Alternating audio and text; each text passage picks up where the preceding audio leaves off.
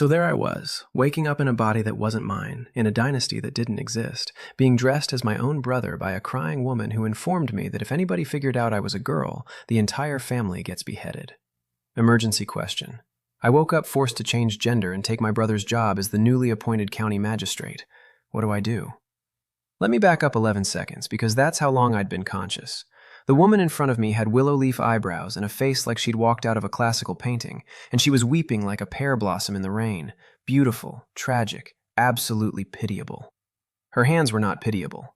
Her hands were moving with the brisk efficiency of a woman who has already made the decision and is now just executing it. Miss Ruo, Mother knows you're afraid, but if you don't agree, none of us live to see tomorrow. So tell me, do you want to die tomorrow? Or do you want to live a long and prosperous life? Honestly, 100 years feels excessive. I'd settle for 99. Ouch. I looked down. My steamed buns had been converted into an airstrip. She'd bound them. While I was still figuring out what planet I was on, this woman had flattened my chest with cloth and was now buttoning me into altered men's clothing, piece by piece, like she was assembling furniture. As long as you hold out until Chengge comes back and nobody discovers you're a woman, we not only avoid being beheaded, we can return to the capital and reclaim what belongs to us. Beheaded if discovered.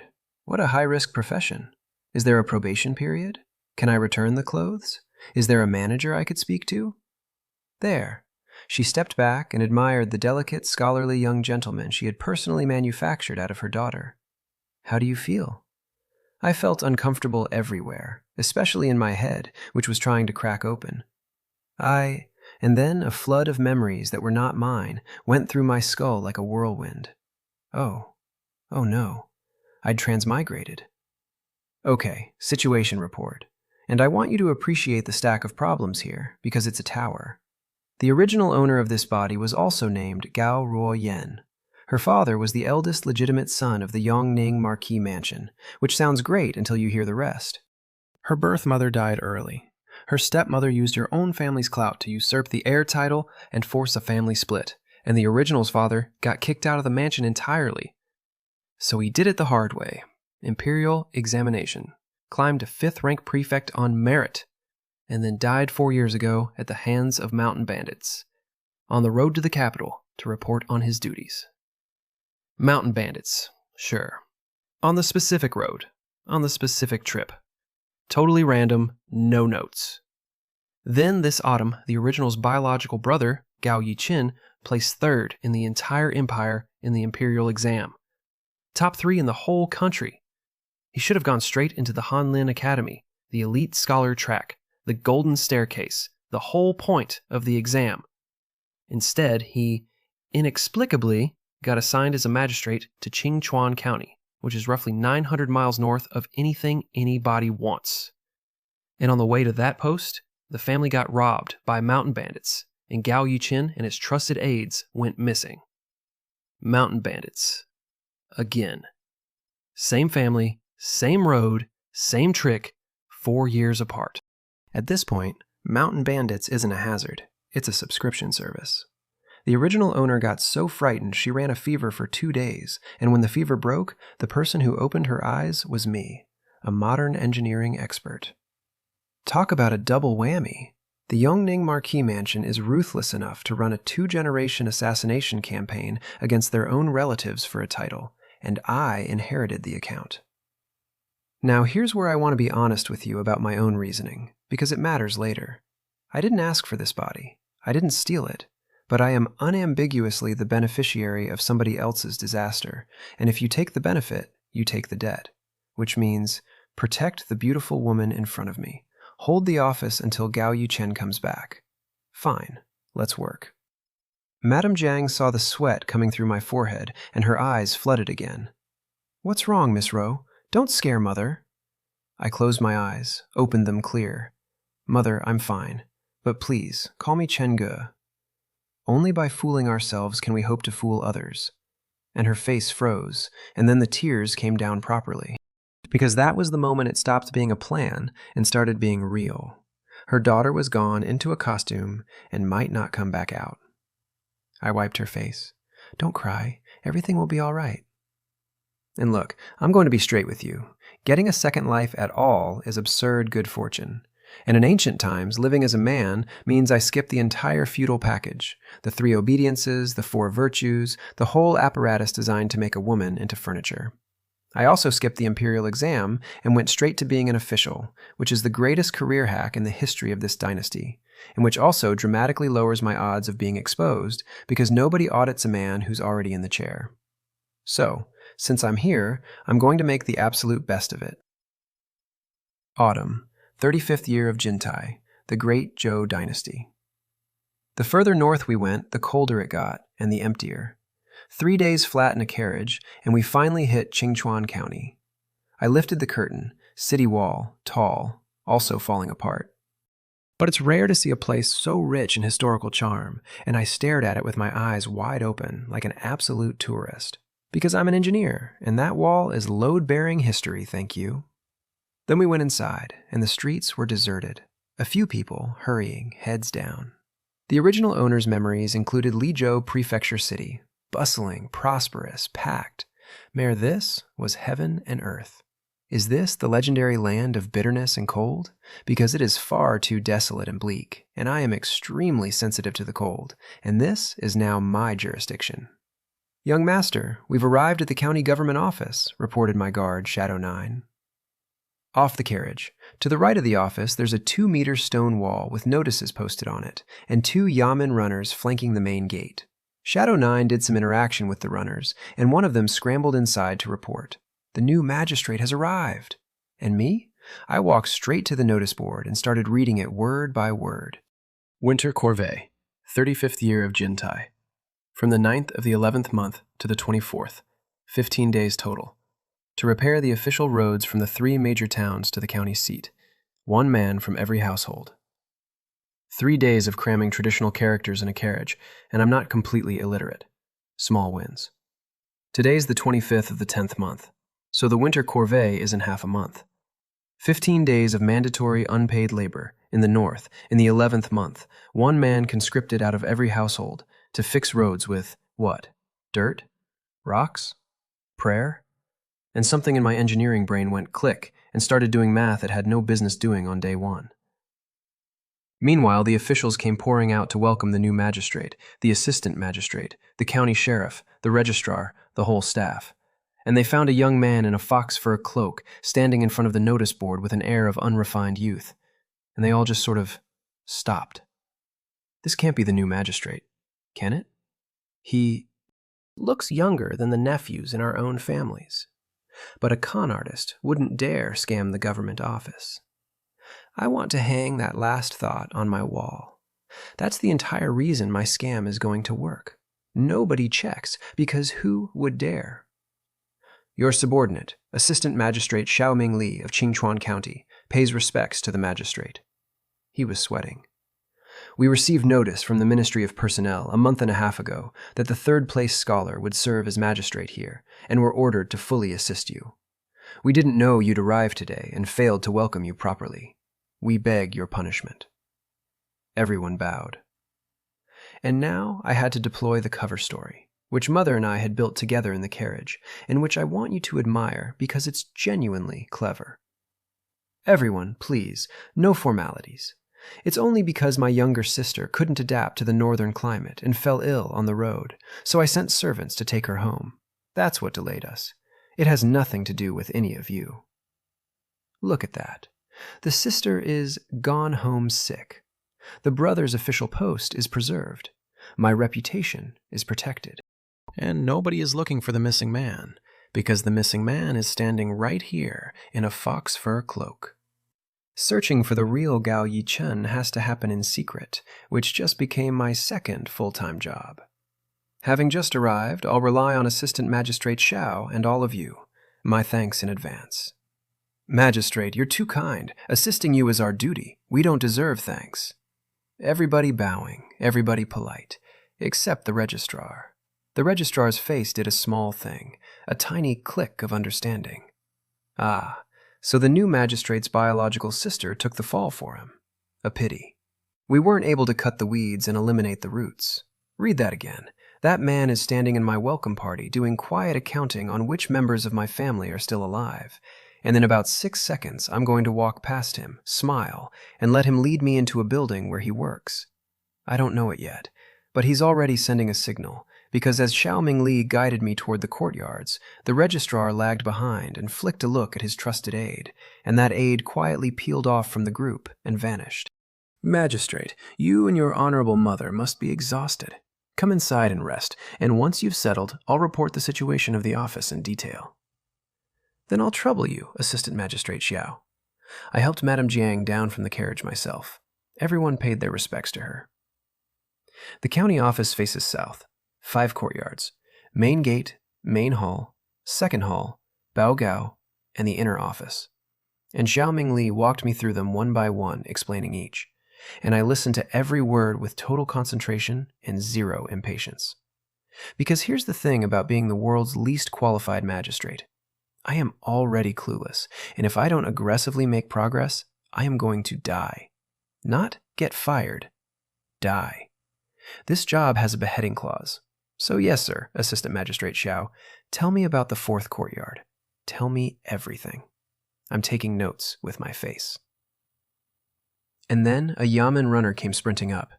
Magistrate, someone outside is beating the drum to lodge a grievance. And Xiaoming Li, the county sheriff, and every other official turned in perfect unison and looked directly at me. Gao Ruoyan, what do you mean by looking at me? Do you expect me to hold court right now?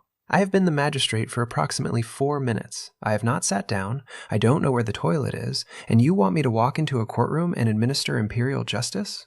Ask me again what the first case of my career turned out to be. They did, in fact, expect me to hold court right now, so I got forced into the 7th rank magistrate's official robes, walked into the main hall, and sat down in the chair. Mighty! Chanted the runners on both sides, thumping their staves. My eyelid twitched. Below me knelt 2 young men, one fat, one thin. I picked up the gavel and slammed it. Who beat the drum? State your names. And I want to be completely transparent about my qualifications here. I've watched Justice Bao. That's it. That's the training. I am running this courtroom entirely off a television program, and I'm mimicking a fictional judge from a show, and genuinely, it had a bit of flair. Commoner Zhao Hu pays respects to your honor, said the chubby one, kowtowing. Zhao Hu. Why did you beat the grievance drum? He pulled a paper out of his shirt and presented it with both hands, loud and formal. Replying to your honor, this commoner accuses Qian Bao of stealing chickens. This is the indictment I spent silver to have written. Please, your honor, uphold justice. Your honor, this commoner did not steal any chickens, the thin one cried instantly. The runner brought me the indictment, and internally I said, good grief. A chicken theft case. I was braced for a murder. I was braced for a rebellion. I was braced for a man denouncing me as an imposter in open court on day 1. Chickens. My suspended heart dropped by half. The other half stays up until this thing is closed, because I still have to judge it. I read the indictment, and my head started aching, but I got through it. Both men are young. Qian Bao is 22, Zhao Hu 26. Qian Bao is a peddler working the streets. Zhao Hu runs a carpentry shop. Both married. Qian Bao has no kids. Zhao Hu has 2 sons, eldest in private school, youngest 6 months old. They live next door to each other. And the accusation is this. Qian Bao chiseled a hole in the shared wall and used wheat to lure Zhao Hu's 5 hens through it into his own house. And Zhao Hu found wheat at the hole. So, and I need you to appreciate this, the alleged crime is that a man built a chicken pipeline into his neighbor's yard and then ran a grain-based lure operation through it. That's not theft. That's infrastructure. Zhao Hu demanded compensation. Qian Bao refused, denied everything, and then started making counter-accusations, which is when Zhao Hu paid a man to write this indictment and marched down here. Qian Bao, do you have a defense? The thin one, and I want to note he looks like a bamboo pole in hemp clothes, snapped his head up. Replying to your honor, this commoner truly did not steal the chickens. Your honor can send men to search my home. I guarantee there won't be a single chicken feather. And that is where Zhao Hu's brain shut off. Because a normal man hears, you won't find a feather, and thinks, good, I'm cleared. Zhao Hu heard it and understood, instantly, what it actually meant. There's no feather because there's no chicken because you already ate them. And Jiao Hu launched. You wretch! You actually killed all my hens! I'll beat you to death, you beast! Caught flat, Chen Bao ate a punch straight to the right cheek. Second punch came in, he dodged, hit the ground, and kicked out with his right foot. In my courtroom, on day 1, in front of me. Runners piled in to pull them apart. Silence! Gavel down. In this court, how dare you act so wantonly? Do you want to be caned? Jiao Hu hit the floor shaking. This commoner would not dare. This commoner would not dare, Chen Bao hissed, holding his face, which was already going a nice deep color. I looked at the two of them and cleared my throat, and said the thing that buys a magistrate the most valuable resource in the world: time. Since you each hold to your own story, I'll send someone to investigate your homes. It's not too late to regret your actions. Do you have anything else to say? Jiao Hu kowtowed. Please, Your Honor, make a decision for me.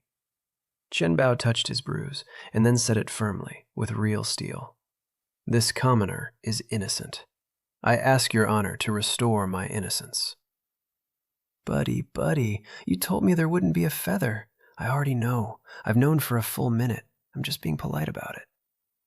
Go invite Head Constable Gao in. Quick org chart because it matters later. The Yamen runs on 3 squads and 6 departments. The 3 squads are the standing bailiffs, the constable squad, and the militia. The 6 departments are personnel, revenue, rights, war, justice, and works, a shrunken mirror of the 6 ministries up in the capital. The constable squad is the detective bureau, evidence and arrests. So my runner went to fetch him, visibly confused about why we weren't just having the head constable go collect evidence like normal, and instead were whatever I was doing. Subordinate, Qingchuan Constable Gao Feng, greets Your Honor. He came in wearing black robes and cupped his fists, imposing build, dignified face, air of integrity all over him. He also didn't look like he had a stomachache, which is what I was actually checking for, because in every courtroom drama I've ever watched, the constable is corrupt. Overthinking it. Head Constable Gao, rise. I have instructions. Come here. He stepped up, puzzled. Your Honor? And I dropped my voice and told him exactly what to look for. Not search the house, not investigate, specifics. Go quickly and return quickly. Yes, Your Honor. And he went out of there with genuine vigor, because a constable who's given a target instead of a chore is a happy man. And because he had a clear goal, the whole thing took half the effort and got twice the result. 1 hour. He was back with the evidence in his hands. I read it and let out a breath. Case is closed. I can close a case. I have closed a case. Day 1, I closed a case. Well done. Except, and this is the part that keeps me alive, I have no idea how ancient criminal law sentences anything. I can solve it. I cannot price it. And the only way I get out of this alive is to watch more, listen more, and ask more, and make fewer mistakes than the number of mistakes that get you executed. So I turned to Gao Feng and asked it, like a man testing his subordinate, rather than a woman who has no clue. How much silver do you think Chen Bao should be fined in compensation? He blinked, then lowered his head and recited it clean. According to the law, if the victim's loss is over 10 taels, compensate tenfold. If under 10 taels, compensate the amount lost plus 5 taels. 5 chickens are definitely not over 10 taels. Beautiful. He handed me the sentencing guidelines and thinks he passed a test. Back to court. Whack. Chen Bao, the evidence is conclusive. Will you not confess the truth? His whole body went rigid, and then he cried out, and I'll give him this, the man committed to the bit. Your Honor, this commoner did not steal the chickens. I am truly wronged. Please, Your Honor, judge clearly. And I said it calmly, very calmly. Your wife has already confessed. She's watching from outside the courtroom right now. Do you need me to call her in to confront you? And Chen Bao went, all at once, as defeated as a chicken with its neck wrung, which, given the circumstances, is poetic. And then the story came out, and it stopped being funny about halfway through. Your Honor, this was all my doing. It has nothing to do with my wife. The doctor said her pregnancy is delicate. She needs to be well nourished. But I was deceived by an outside merchant and bought a bag of sprouted yellow fruit. Not only did I make no money, I poisoned the customers, and now I owe more than 10 taels. How could I afford pregnancy medicine? Sprouted yellow fruit. And my brain, which was still an engineer's brain, went very quiet and filed that phrase somewhere important. Because sprouted potatoes are solanine, and solanine is a poison, and this man just told me in open court that a merchant sold a bag of it into my county and it made people sick, and everyone in this room heard a sob story, while I heard a public health incident. Your Honor, I really didn't steal them on purpose. The chickens crawled through the hole on their own. To nourish my wife, I was momentarily possessed, and I killed them. I know I was wrong. I beg Your Honor for mercy. And then he was on the floor, sobbing about his widowed mother and his pregnant wife, begging me to let him go. My eye twitched. And here's the thing. I felt it. Of course I felt it. Man's broke, wife's pregnant, he got scammed, he made a hole in a wall and stole 5 chickens and ate them. And I still had to say this. Qian Bao is guilty of theft. According to the law, 20 lashes, and compensate Zhao Hu 5 taels of silver. He looked up, destroyed. 5 taels? Ask me again what 5 taels is worth to a man who already owes 10. Are you dissatisfied? And Qian Bao, who is not afraid of 20 lashes, who has already accepted the lashes, who has done the math and decided the lashes are survivable, looked up and made his real play. Your Honor, a single chicken only costs 20 wen. 5 chickens is 100 wen at most. And there it is. He's not appealing. He's testing me.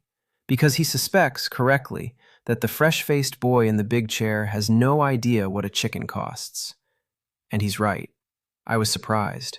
Chickens are that cheap? I've been in this dynasty for 4 days, and my grasp of local pricing is a rounding error. But the law is the law. And more than that, the cost has to hurt, or the next man does the same arithmetic and decides 5 chickens are worth the risk. So my mind spun up, and I gave a light snort, and I said the thing that will follow me around this county forever. Chickens lay eggs. Eggs hatch into chickens. You killed the descendants of those 5 hands. 5 taels is already mercy. Silence. Qian Bao, dumbfounded. How can chickens multiply like interest? Zhao Hu and the entire assembled public. Can you even calculate it that way? Yes. Yes, I can. I just invented compound interest on poultry in open court, and nobody in this dynasty has the mathematical vocabulary to argue with me. That's not a legal argument. That's a discounted cash flow model on a hen, and I deployed it against a peddler who owns nothing. Which, okay, it's ruthless. I know it's ruthless. I could see it landing on him, which is exactly why I did the next part. However, considering your good intentions, I'll point you toward a path. On the 9th of the 11th month, the road repair begins. You'll receive 10 wen a day, same as everyone, and 2 full meals. And the entire courtroom went dead silent. Not shocked silent, broken silent. The silence of a room where somebody has said a sentence that does not parse. Since when does the winter corvée come with copper coins? In previous years, it was a full month of unpaid labor. This year, it was already cut to half a month, and everyone thought that was an act of tremendous mercy. And now there's food? And money? Qian Bao and Zhao Hu looked at each other and stayed on their knees and did not dare make a sound, because when the universe changes its rules mid-sentence, you keep your head down. But the commoners outside the courtroom? The commoners went off. 10 copper coins? Every day? Is that true? The magistrate said it himself. How could it be fake? I'm signing up. My family's got 3 able-bodied men. The notice says 1 man per household. Pause. And then, from somewhere in that crowd, came the single most beautiful sentence I have ever heard a peasant say. We can split the family. We'll still live together and eat together, just separate the household registration. To earn money, my parents will agree. That was a good idea. That was such a good idea that the entire crowd immediately took action. And the ones with small families remembered they had a few poor relatives out in the countryside, didn't they? Cousins. Someone. Anyone with a pulse and a registration document. Miss this village, you won't find this shop. I have been magistrate for under an hour, and my constituents are already committing administrative fraud to get into my forced labor program. Why have the Yamen runners never told us about this? The magistrate only arrived in Qingchuan today. Ah, I get it. He's a new official. He wants to do a few good deeds, show his talent and benevolence, make us all submit to him. Copper coins for the winter corvée is a top-tier good deed. As long as he gives money, I'll submit to whatever he says. Cynical. Completely cynical. Also completely correct, and I'd like to note that he worked out my strategy faster than my own staff did. Standard internet behavior, honestly, just with fewer teeth. I noticed the commotion outside. I was also, at this precise moment, dealing with a far more urgent matter. Nature called. So I ran the closing sequence at a speed that would embarrass Justice Bao and slammed the gavel. Take them away for punishment. Court dismissed. Mighty! And the runners, without any hesitation, grouped up in pairs like a pit crew. One group brought the punishment bench, one group pressed Qian Bao onto it, and one group did the caning. Fast, practiced, efficient. That's the part nobody puts in the courtroom drama. The sentence starts happening in the same room, 12 feet away, before the judge is left. I stepped down, lifted the curtain, and found Shadow 9 leaning against the wall with his arms crossed. Why are you here? Madam is worried about young master's first time holding court. She sent me to wait. And that hit me somewhere soft. She sat in a strange courtyard, in a strange county, and worried about her kid's first day at work, and sent a bodyguard to stand outside the door. So, warmed, walking fast, I asked the natural follow-up question. Do you know where the nearest latrine is? And Shadow 9 froze solid. Because Shadow 9 is a Gao family guard, Shadow 9 knows exactly who I am. And the eldest young lady of the Gao family just said the word latrine out loud, to him, as a question. The man went crimson. This subordinate does not know. Please, young master, punish me. Punish you. For not knowing where the toilet is, because you're too embarrassed to say the word. Fortunately, I was walking in front and didn't see his face, because otherwise I'd have told him, you are a human being. You eat. You drink. You relieve yourself. What in the world are you being shy about? Forget it. Let's go to my mother's place first. I picked up the pace toward Bao Gao courtyard. The path was long and winding, and I was starting to break down. And then, a quarter of an hour later, I broke down considerably more, because I found the latrine. The latrine has no door. There's a curtain. That's it. That's the whole privacy architecture. It's drafty, and it is filled with ammonia, hydrogen sulfide, methane, and an assortment of other harmful gases that I could name because I'm an engineer, which meant I got to stand there identifying my own murder weapon by chemical formula. I was nearly killed on the spot by the stench, and I finally understood something that has confused historians for centuries. The people who fall into latrines don't fall in because they're clumsy. They fall in because they cannot open their eyes. Heavens, if I have done something wrong, let the law punish me. Do not send me to ancient times to suffer this. I came out of there pale and spiritually finished. Life felt meaningless. Someone strike me with lightning. Really, I no longer wish to live. Madame Jiang got the news and came rushing over, and found her daughter in a battered and pitiful state, and she was heartbroken, and she also, visibly, wanted to laugh. Chengge, mother's already ordered hot water to your room. Go bathe, quickly. Mother is so good to me, and I reached out to give my beautiful mother a loving hug, and Madame Jiang took a step back. Gao Ruoyan, ma'am, are you serious about that step back? Is that a defensive step? Have I been assessed and rejected? Fair. I did smell like a war crime.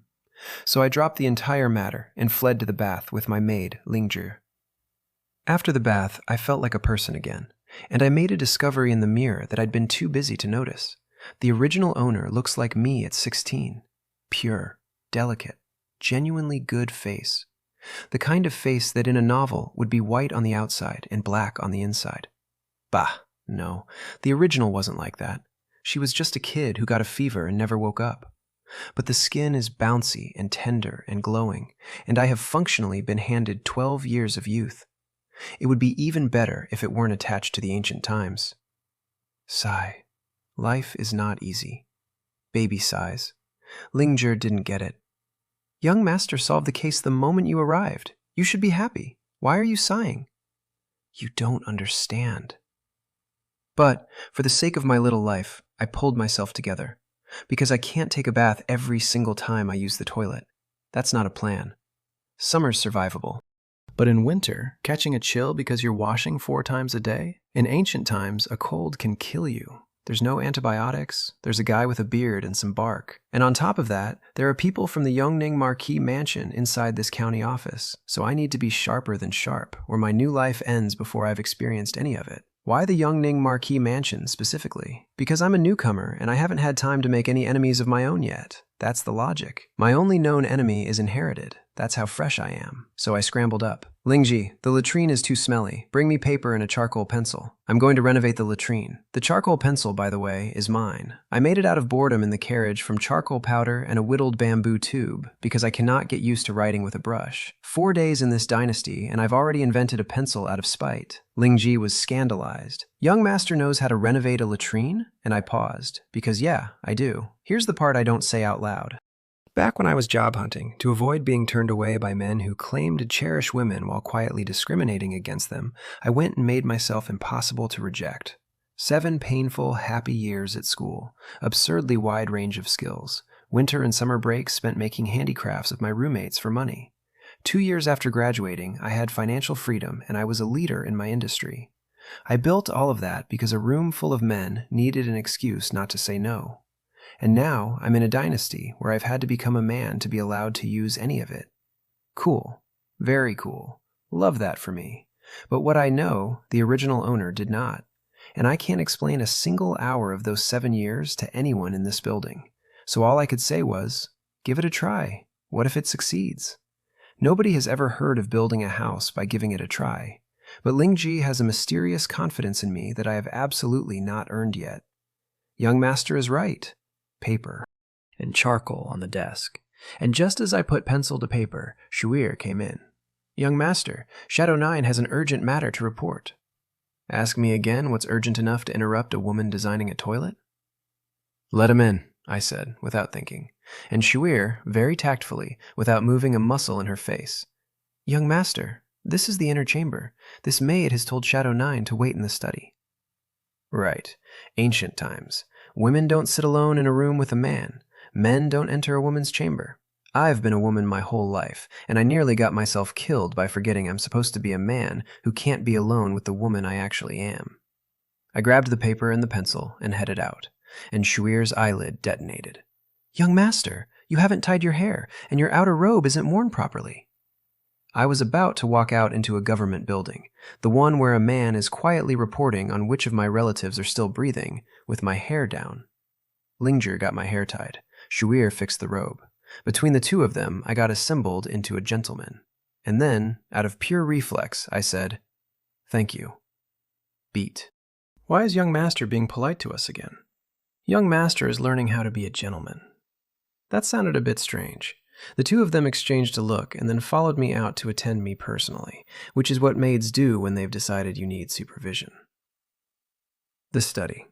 A row of bookshelves, a desk, an incense burner. 2 paintings on the wall of mountains, water, households. To call it simple would be generous. It's crude. Although Nanny Zhao, Shuir, and Lingji clean this many rooms in half a day, which is genuinely impressive, and I'd like that noted in the record. I sat, and Shadow 9 reported. Young master, after Gao Feng handed you the evidence, he was called in by Assistant Magistrate Xiao. That's it? It's fine. I have a rough idea what it's about. Shadow 9 was shocked. You know? They just want to see whether I have the ability to be Magistrate of Qingchuan County. Because this isn't a conspiracy. This is a project team that just got a director parachuted in from head office. Everybody's uneasy. Everybody's going to probe the new guy's competence from every angle they can find. And it resolves one of 2 ways. If he's capable, fine. Everything's fine. We all get on with it. If he's incompetent, then he gets sabotaged, ostracized, isolated, and eventually escorted out with a warm, "Don't let the door hit you." I've been the parachuted director. I know exactly what Gao Feng is doing in that office right now, because I've sat on both sides of that meeting. Shadow 9 couldn't process it. But you're already the new magistrate. Would they dare commit insubordination? Have you heard of feigning compliance while acting in opposition? Have you heard a powerful dragon cannot crush a local serpent? I looked up at him and clicked my tongue. Little 6, you're still too young. And Shadow 9 went rigid. because, and I did not catch this in time, the young lady of the house just called him Little Six in a soft voice, and the man's brain immediately went to the one place a phrase like that goes in a dynasty like this. Does the young lady want me castrated so I can serve her closely? Sir. Sir! No, that is not what that meant. That's a meme from a country that doesn't exist yet. I saw his expression and internally called myself an idiot, because I can't let outsiders find out I'm a woman, and I especially can't let the people closest to me find out I'm not the original owner.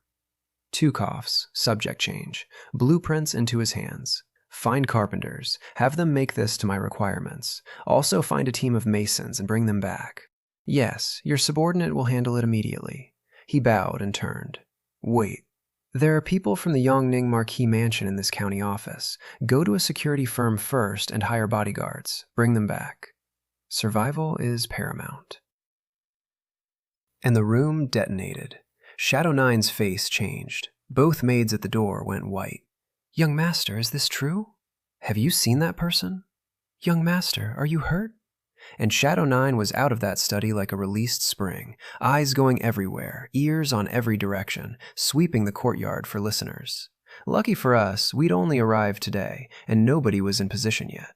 The maids rushed me to check me for injuries. Look at that reaction. Look at the speed of it.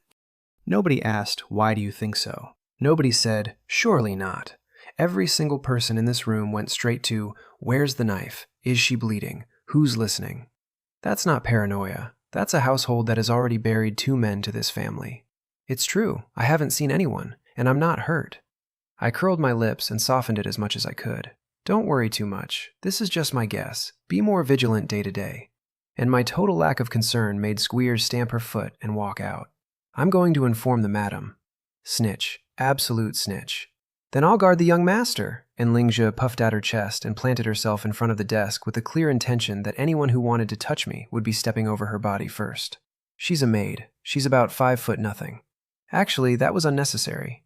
Actually, I was extremely embarrassed, and Shadow Nine was still standing there in a daze, so I waved a hand at him. What are you standing there for? Go and return quickly. This subordinate takes his leave. And here's the part that isn't funny. Shadow Nine urgently needs manpower. Because the young master is away, that's the polite word for missing in a bandit ambush, and Shadow 5 got sent off to Qinghe to make the Six Sister story look real. Which leaves exactly 1 guard, 1 man, and he cannot protect the madam and the young lady at the same time. He physically cannot be in 2 courtyards. That's our entire defensive posture. 1 guy, doing math about which of the 2 women he loves he'd be able to reach first. Meanwhile, I sat down and got to work on the structural diagram for the new latrine, because I'm nothing if not focused on priorities. Now, let me take you into the room where they were grading my exam. East side of the 2nd hall courtyard, Assistant Magistrate Xiao Mingli's office. And in it, 3 men, Xiao Mingli, Registrar Chen, and County Lieutenant He, and Gao Feng, delivering a full report on exactly what the new magistrate had told him to look for. And here's what I told him to look for. Check Qianbao's income. Look for freshly turned soil at the Jiang house or nearby, and see if there are chicken feathers buried in it. Ask the neighbors whether they've smelled chicken soup. And most importantly, go tell Qianbao's wife the 16-word mantra. And from Gao Feng's tone, you could hear it plainly. The man likes the new magistrate. Because handling petty nonsense like chicken theft has to be reasonable, legal, and sensible all at once. And it's simple work that quietly requires someone who reacts fast, thinks flexibly, and knows how to adapt. He came in expecting a child. He got a target list.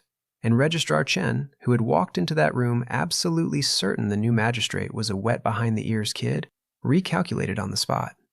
He actually has some real skills. It seems killing him will not be so easy.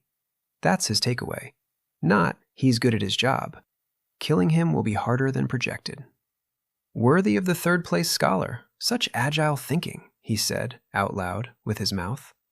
And County Lieutenant He, delighted and genuinely curious, asked the question, "What's this 16-word mantra Magistrate Gao had you tell Qianbao's wife?" And Gao Feng straightened up, solemn and respectful, and recited my ancient wisdom. Confess and be treated leniently. Go home for the new year. Resist and be treated severely. sit in prison till the bottom wears out. Silence. Then County Lieutenant He exploded laughing. That's cleverly put. Simple, easy to understand. No wonder Qian Bao's wife confessed everything. And Registrar Chen shot him a look, because Chen is the only man in the room who clocked what it actually was. Complete nonsense designed to frighten a peasant woman into talking. His actual internal objection, though, wasn't ethical. His objection was that those 16 words needed their order changed so they'd rhyme.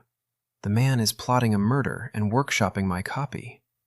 And then, Xiao Mingli's confidant, Xiao An, came hurrying in. Master, something has happened. Xiao Mingli had posted this man to watch every move in that courtroom. So, had the new magistrate done something reckless? And Registrar Chen lit up inside like a festival lantern. Something happening is good. Something happening is wonderful. You may withdraw first, Xiao Mingli told Gao Feng. Gao Feng left, door shut. What happened? Magistrate Gao punished Qian Bao with 20 strokes and a fine of 5 taels of silver. And Registrar Chen pounced instantly. Our monthly salary is 10 taels, and he opens his mouth and demands 5 in compensation? Truly a child of the nobility, who doesn't understand what kind of life the common people live.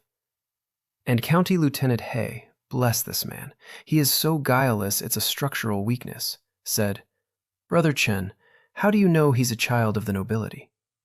And Chen's eyes went dark, and instead of answering, he asked a question back. If he came from a humble background, would he be as fair-skinned? Would he dress as luxuriously? Would he be as fastidious? Moreover, he brought 2 beautiful maids to take office. What is he trying to do? Cold. That's a cold read. He's not wrong about a single observation. He's just assembling them into the wrong crime. Because every one of those clues, the skin, the clothes, the fussiness, the 2 maids who never leave my side, points at exactly one true answer, and it isn't nobility. And he waved it off. He arrived today, it's normal he doesn't understand, and the maids are probably to take care of Madame Gao. Sweet man, wonderful man, please keep talking. And then Xiaoan dropped the real bomb. Magistrate Gao also incited Qian Bao to perform corvée labor, saying that, like everyone else, he'd get 10 wen per day. The common people all heard it. I'm afraid it's already spread. 10 wen per day? Registrar Chen came out of his chair. Does he know how many people performed corvée in previous years? Does he know the county government office cannot even produce 50 taels? And there it is. There's the actual number. The county treasury has under 50 taels in it. I promised a paid public works program this morning, in open court, in front of the entire population, and I did it before anyone told me the budget, and the budget is 50 taels. My 2 friends, we cannot let him stay in Qingchuan County. Otherwise, who knows what kind of disaster he'll turn this place into. I'm truly worried that by then, more than 1 or 2 villages will run to the neighboring county. And I want to be fair to the man plotting my death. On this specific point, he has a case.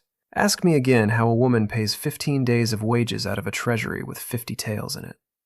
And here's the thing, the angrier Registrar Chen got, the calmer Xiao Mingli became.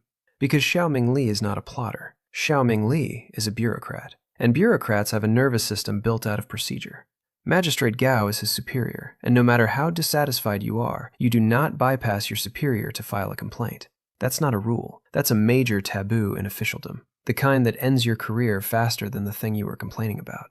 Tomorrow, I'll report the actual situation of the county to Magistrate Gao, and listen to what he has to say first. They'd waited a month and a half. 1 more day changes nothing. But Chen would not let it go. Chen worked him. Although Magistrate Gao looks polite and refined, the previous magistrate was also respectful to the worthy at first, and later exposed his greedy face, scraped the people's fat and blood. The common people complained bitterly. We have to be on guard. Silence from Xiao Mingli, and Chen felt the give in it and poured on the fuel. Magistrate Gao is a 3rd-place scholar. Logically, he should be in the Hanlin Academy, with hopes of the Grand Secretariat someday. And instead, he's sent to our desolate corner of Qingchuan. It's evident he offended a high official above, which, bluntly, is a polite word for exile. Because once you're posted out of the capital, climbing back is close to impossible. The provinces aren't a stepping stone, they're a drain. And then Chen landed the one that actually worked. Our Qingchuan suffers summer floods and winter droughts every single year. If, because of him, the higher-ups stop giving us disaster relief silver, how will the common people live? And that's the knife, because it's not about me anymore. It's about a county that survives on charity from a capital that already resents it, now being run by a man the capital has visibly thrown away. And Xiao Mingli sat there and saw it, saw next year, saw the miserable, wretched future of Qingchuan County. His eyes went hard. Xiaoan, go quickly. Invite Magistrate Gao to the reception hall. We have important matters to discuss. Registrar Chen just used a man's genuine love for his county as a crowbar, and it worked in under 4 minutes. I still have military affairs. I won't be joining you. County Lieutenant He stood up, because He has no interest whatsoever in whatever this is turning into. And on his way out, he glanced at Registrar Chen and said it very lightly, very pleasantly. Brother Chen seems to have an unusual amount to say today. And Chen got a lump in his throat, because He, the guileless one, the sweet one, the man who couldn't see through the noble birth argument, just quietly noted that a man who normally says nothing has been talking non-stop about a magistrate he met 90 minutes ago. He isn't stupid. He just isn't suspicious, which is a completely different thing.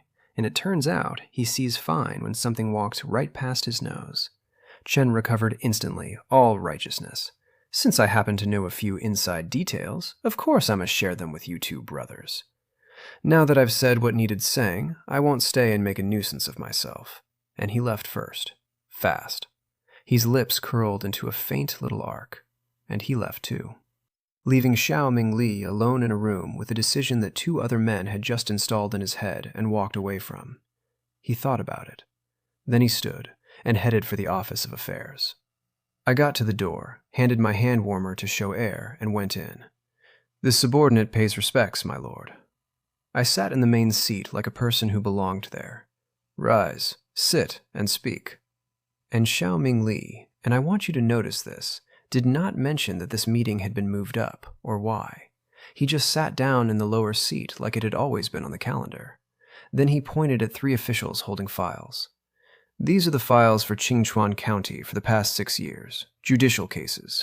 Granaries, the Confucian School, the Temple of Literature, the prison, and financial accounts. They set them on my desk and withdrew. 3 stacks, half a meter tall, each. My eye twitched hard enough to be visible from orbit. This is a death sentence. And I mean that in the specific sense that I have to read all of that in traditional characters at a reading level I acquired 4 days ago in a moving carriage. Then Xiao Mingli talked for half an hour straight until his mouth ran dry. Short version: previous magistrate, corrupt and greedy. County situation, bad, then worse. Common people, struggling to make ends meet. Natural disasters, every year with heavy casualties. County office, no silver, no surplus grain. Next year's drought will have to be covered by imperial relief. And from all of that, I drew 2 conclusions. 1. It is not easy to be a magistrate. 2. It is even harder to be a magistrate in a poor, remote area. Riveting analysis, truly. They should carve it somewhere. But I also had a lot of questions, and the more I sat there with my chin in my hand, the more absurd the whole picture looked. Because none of these numbers make sense together, and I'm the only person in this building whose entire profession is noticing when numbers don't make sense together. Then Xiao Mingli hinted, and by hinted I mean he put a gun on the table. My lord, at the end of next year there'll be an official performance review. If our county has too much population loss, or tax revenue fails to meet the budget, you'll be transferred at best, dismissed at worst. I implore you to take this seriously. And my pupils shrank. Let me restate what he just said in modern terms. I have 14 months to hit a revenue target and stop the population from leaving, or I get fired. And in this poverty-flavored icebox, honestly, a transfer sounds great. Sign me up. Transfer me somewhere with a functioning toilet. But dismissed? Dismissed is the one that kills me, because I haven't forgotten the actual assignment. I'm not here to have a career. I'm here to hold this chair warm until my brother comes back. If I'm dismissed, the office is gone, the cover is gone, the household is gone, and the Yongning Marquis Mansion has clean hands and an empty road. Thank you for the reminder, Assistant Magistrate Xiao. And I could tell he meant it. Genuinely. From the heart. just not out of any concern for me. He wants the county to survive. I'm just the current occupant of the seat that decides whether it does. My lord, this subordinate won't disturb you further. Bow, gone. Left alone with a mountain of paper, I picked up a file, and the more I read, the colder I got. Literally. Because there's no charcoal burning in the Office of Affairs, and the door is wide open, and the north wind is coming through it like it pays rent. That's not a metaphor for anything. That's just the room. My workplace has the thermal profile of a cave. I did not make things difficult for myself. I took 3 files, ordered a minor official to move the rest to Qingchuan Hall where I actually work, and left. Because the most urgent job isn't the paperwork. The most urgent job is getting the Yongning Marquis Mansion spies out of my building. Because until that's done, everything I do gets constrained, reported, and eventually used to bury me. Back at the West Flower Hall, there's charcoal and warmth and a couch. So I climbed onto it, pulled a small quilt over myself, and read files like a happy little burrito. Read until the light went. Lingzhe lit the lamps. Then Shuir. Young master, madam is waiting in the side hall for dinner. Oh. And I smelled the food and instantly became feral. I walked up to Madame Jiang and bowed. Greetings, mother. And she went blank for a second, because her daughter just bowed to her the way a son does. She's been watching me build the disguise all day, and it landed in her chest at the dinner table. Hurry, sit down and eat. And during the meal, she kept looking at me like she had something to say and couldn't get it out. Mother, have you run into difficulties? She shook her head. There are far fewer servants here than at the prefecture governor's mansion, and they don't really know the rules, but they can be trained. That's not the problem, and both of us knew it wasn't the problem. Chunga, are you tired today? Are you adjusting well? And my mouth curled up before I could stop it. I'm not tired. I was just reading books. Just reading books. Sure. 6 years of a failing county's accounts in an unheated room while working out which of my colleagues is here to kill me. Mother, this chicken is fresh and tender, not dry at all. Try some. And she let me have the dodge because she knew exactly what I was doing. You eat more. You need to build up your health. Let's build up our health together. There's nothing to do in the evenings here, especially in this cold. Best not to go out if you don't have to. So we chatted a while and traded information, which is what dinner is in this house now. And then I went back to my files. Lingzhe, has Shadow 9 returned? He has. The mason comes tomorrow morning. That's it? And Lingzhe stepped closer and dropped her voice. Shadow 9 said Shadow 5 saved 5 people on the road. The 5 brothers wanted to repay him, and since Shadow 5 saw they knew martial arts, he told them to come to Qingchuan and protect you. My eyelid twitched. Where are they? Shadow 9 said he'll teach them the rules for 2 days before they come serve by your side. And I gave a non-committal hum. Not yes, not no, because let's audit this. 5 strangers. Met on a road. All armed, all trained, all of whom conveniently needed somewhere to be, now being brought into the house of a woman whose entire life depends on nobody discovering what she is. I'm being protected by 5 men my bodyguard found in a ditch. And I said nothing, because, and this is the sentence that defines my entire first day, I am so short on manpower that I genuinely cannot afford to check. Shadow 9 is 1 man guarding 2 women in a building with a spy in it. Shadow 5 is 900 miles away maintaining a fiction. That's the whole army. 5 guys of unknown provenance is a downgrade in safety and an upgrade in survival. And those are different things, and I took it. That night I slept under 2 silk cotton quilts and I was still freezing. And at first light I was frozen awake again. So I quit, got up, started moving around the room to get my blood going, and started doing what I always do when the universe hurts me, thinking about what warming measures I could take, because a few more nights like this and the cause of death on my file is going to read the weather. Young master, why are you awake so early? Ask me again what an engineer does at dawn in a freezing room with a county budget of 50 taels. Go back to sleep, don't worry about me. Because I just remembered a northern heating method called a huokang, the heated brick bed, and I hadn't just heard of it, I'd studied it. Huokang and underfloor heating both, with my roommates, back when I was a person with a normal life and a degree. I know exactly how to build one. I know the flue geometry. I know why the stove has to sit below the bed. I could draw it blindfolded. There is exactly one problem. How do I explain where I learned it? Lingzhi I could fool with a confident face. Madame Jiang? Madame Jiang is not fooled by faces. Madame Jiang has known this daughter for 16 years and is already quietly noticing that her kid bows like a son now. So I sat in the dark and thought about it for a long time. And then, as the sky started going gray, I found 2 miscellaneous books, and I gently threw them into the charcoal brazier. They caught. Flames lit the whole room. And I got off my little stool and lay down on the freezing floor and shivered dramatically, hoping Lingzhi would come quickly. Because I'm not just committing arson, I'm committing arson and then lying on the ground next to it waiting for a witness. Fortunately, Lingzhi did not let me down. "Ah, fire! Young master, wake up!" Her screaming woke the entire courtyard, which is exactly what a good witness does. I did my just waking up face, stared at the flames, and delivered the line. Why is there a fire? And Lingzhi, bless her forever, helped me up and solved it for me. You must have been reading by the brazier and fallen asleep, and the book fell in and caught fire. Yes, exactly like that. How clever!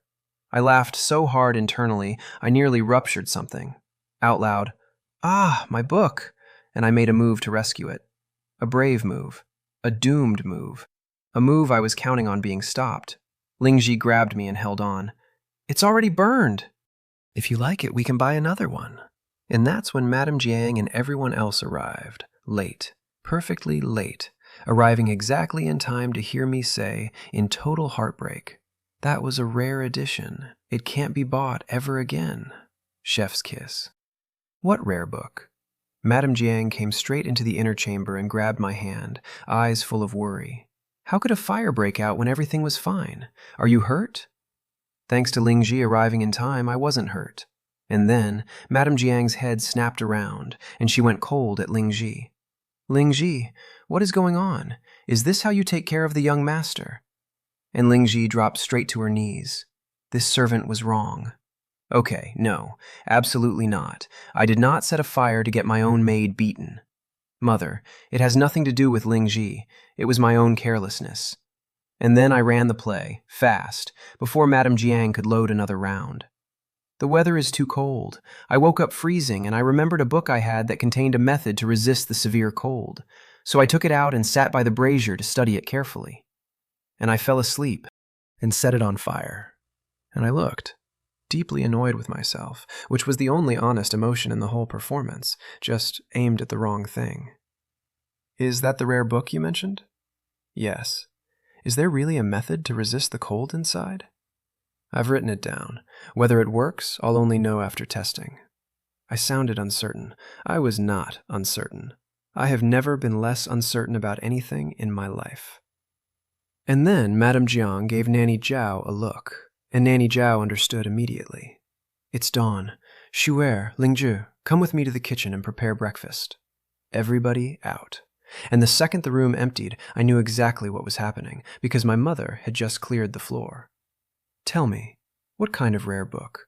Where did it come from?" "It's a miscellaneous book I found in a bookstore. You know I'm only interested in these things." And here's the beautiful part. That isn't even a lie. Because of her brother, the original owner mostly read strange tales, travelogues, and miscellaneous notes. That's her actual reading history. That's on the record. I'm not fabricating a cover story. I'm standing inside one of the dead girl built for me without ever knowing it. And Madame Jiang believed me. And then her face changed, and she asked with real hunger in it, "How confident are you in that method?" 70, 80%? And she took a deep breath and pressed the excitement flat and spoke very, very calmly. "The North is a bitterly cold place. Many people freeze to death every year. If you can change this, it's a major political achievement. You'd be noted by the emperor, and when you return to the capital in the future, the Marquis Mansion won't be able to easily make a move against us." And I understood her instantly, because she's right about the mechanism. Bigger achievement, faster rank. Rank is armor. Armor is survival. But there's a fatal prerequisite buried in that plan, and she's not saying it out loud. The emperor has to be a wise ruler. So I said it out loud instead. "Mother, after father passed away, I remember the imperial court did nothing. It cannot be ruled out that they knew the truth and chose to play deaf and dumb. We're too weak right now. No influence. No foundation. It's better not to attract attention. Because that's the whole cold read of our situation. A fifth-rank prefect gets murdered by bandits on his way to report to the throne, and the throne shrugs? That's not incompetence. That's somebody upstairs who decided not to look. And if the man at the top already agreed to not see us once, then a dazzling political achievement doesn't make us safe. It makes us visible. Play it low-key and develop. That's the only road. And Madame Zhang went very still. Because, and she said it out loud, in a trance, she'd just seen the shadow of her son sitting where her daughter was. You are right. I was confused. I took her arm. Mother, you aren't confused at all. You just loved my father and my brother too much. And my mother's face went the color of red clouds, and she pointed at me, flustered. I think your skin is itching. Since you're up, wash and change, and don't delay your official duties. And fled. I have discovered my mother's one weakness, and it is the word love, and I am going to use it forever. I know. Please walk slowly. After breakfast, I surveyed the East Flower Hall and picked the spots for the heated brick bed and the firewall.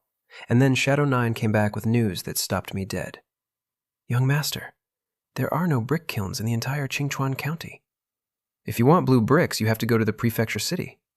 Head Constable Gao also says blue bricks in the prefecture city cost 10 times what they cost in the Lizhou area.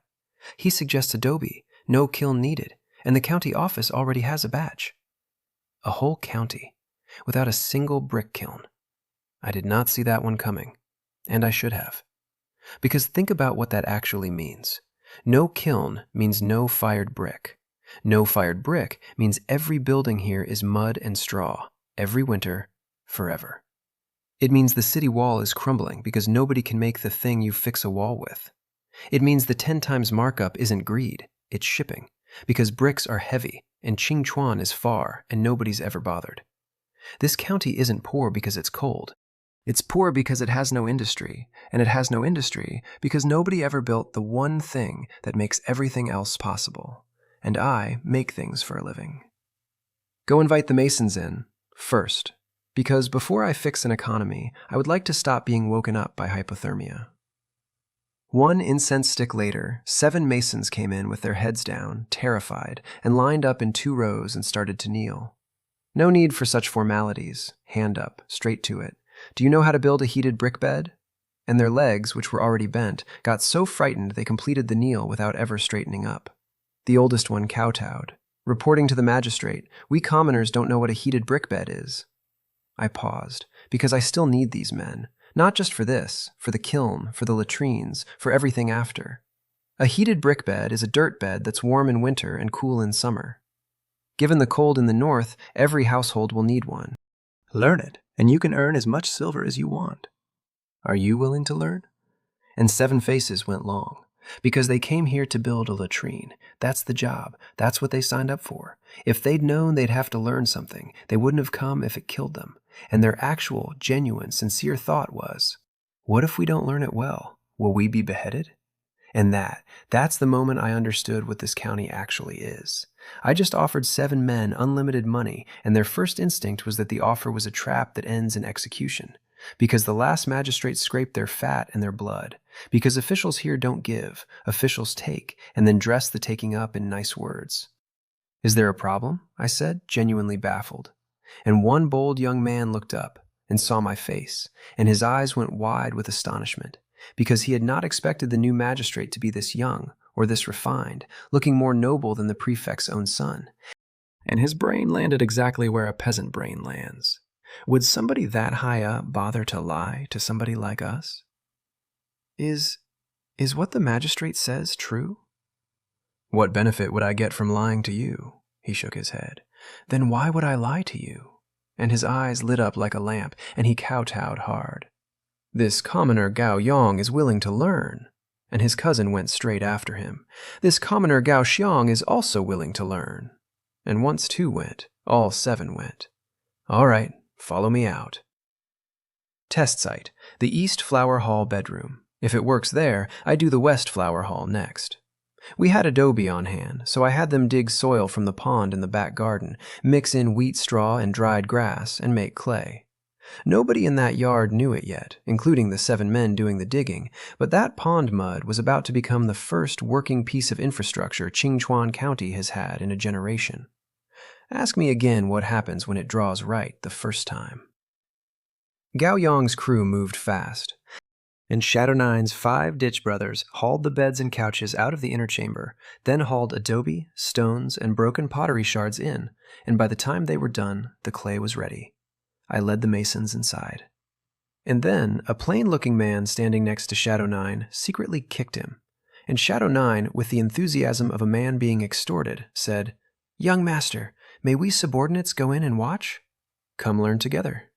Many hands, light work. If everybody knows it, assigning jobs gets easier." The heated brick bed has 3 parts: the stove, the bed body, and the chimney. Built right, it'll let you sleep comfortably to dawn in the coldest weather. It also promotes blood circulation, resists wind, and removes dampness. Magistrate, what is blood circulation? That was the plain-looking man again, and I stood there in a mud room in the 35th year of Jintai and realized I did not have the faintest idea how to explain the circulatory system to somebody who doesn't have one yet. Culturally, I mean. He's got the blood, he hasn't got the model. It means the blood circulating and flowing in the body. According to books, it makes one less prone to illness. According to books. My favorite phrase in this dynasty, load-bearing phrase. That phrase is holding up my entire life. Light cough. Moving on. I took charcoal and a ruler, squatted on the floor, and started drawing straight lines. A heated brick bed is generally 6 feet wide. Length depends on the room and how many people sleep on it. Mark the area with charcoal, then we build the bed frame. And then I started building it, myself, hands in the clay, and the room stopped. The magistrate also knows how to do masonry work? If I didn't know, how could I teach you? 7 masons watching a 7th-rank imperial official, 3rd-place scholar, ranked in the top 3 of the entire empire's examinations, kneel down in the mud and lay brick. That's not supposed to be possible. Scholars don't have hands. Scholars have brushes. When the book mentioned building the bed, it said to remember to reserve the positions for the stove mouth and the smoke exhaust vent, connecting them to the stove and the chimney. Everybody watching, nobody blinking. And that plain-looking man writing down every word I said. After the bed's built, put in the fire-resistant stones and pottery shards.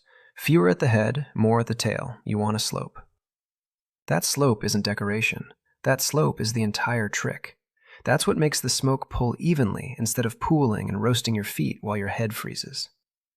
I taught while I worked, and seeing somebody taking notes, I slowed down and explained every point that mattered, because notes outlive teachers.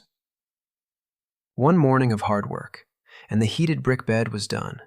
It ties into the stove in the side room next door. Light the stove, and the smoke and heat from the burning charcoal runs through the G-shaped flue inside the wall, that zigzag path, and slowly heats the entire bed surface. And not one wisp of smoke leaks into the room. Once it's built, you have to light it and dry it out for 2 or 3 days. 3 reasons. 1. Bake the mortar dry, drive out the damp. 2. Check for smoke leaks. 3. Test whether the heat on the surface is even.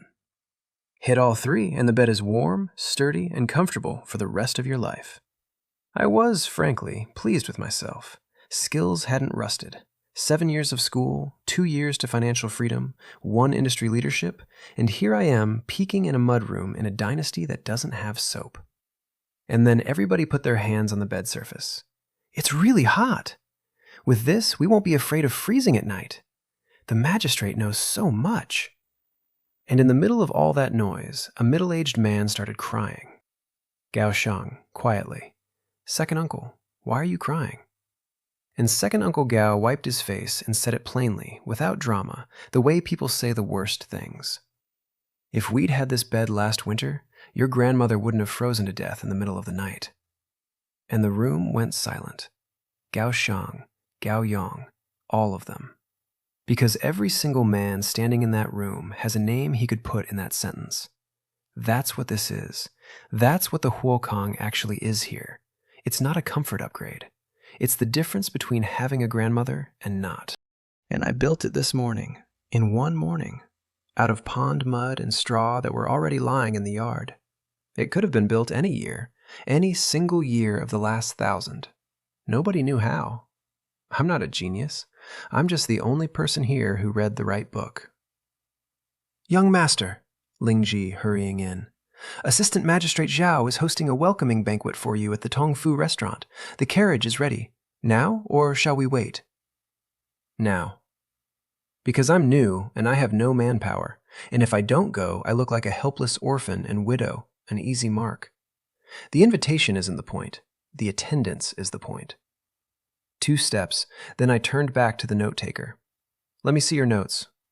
He handed them over, and I was genuinely surprised. Verbatim, word for word, everything I'd said, including the parts I'd improvised. Who is this guy? I handed them back and looked at the Masons. Try it yourselves. Anything you don't understand, borrow his notes. Yes, Magistrate Gao.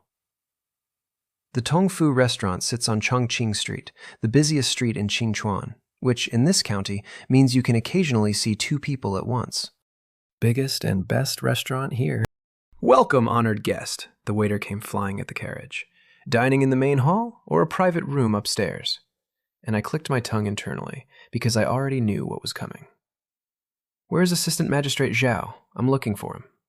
Magistrate, my master is waiting with the local gentry and merchants in a private room on the 3rd floor. Please follow me. And Zhao An stepped out from the side, bowing to lead me up.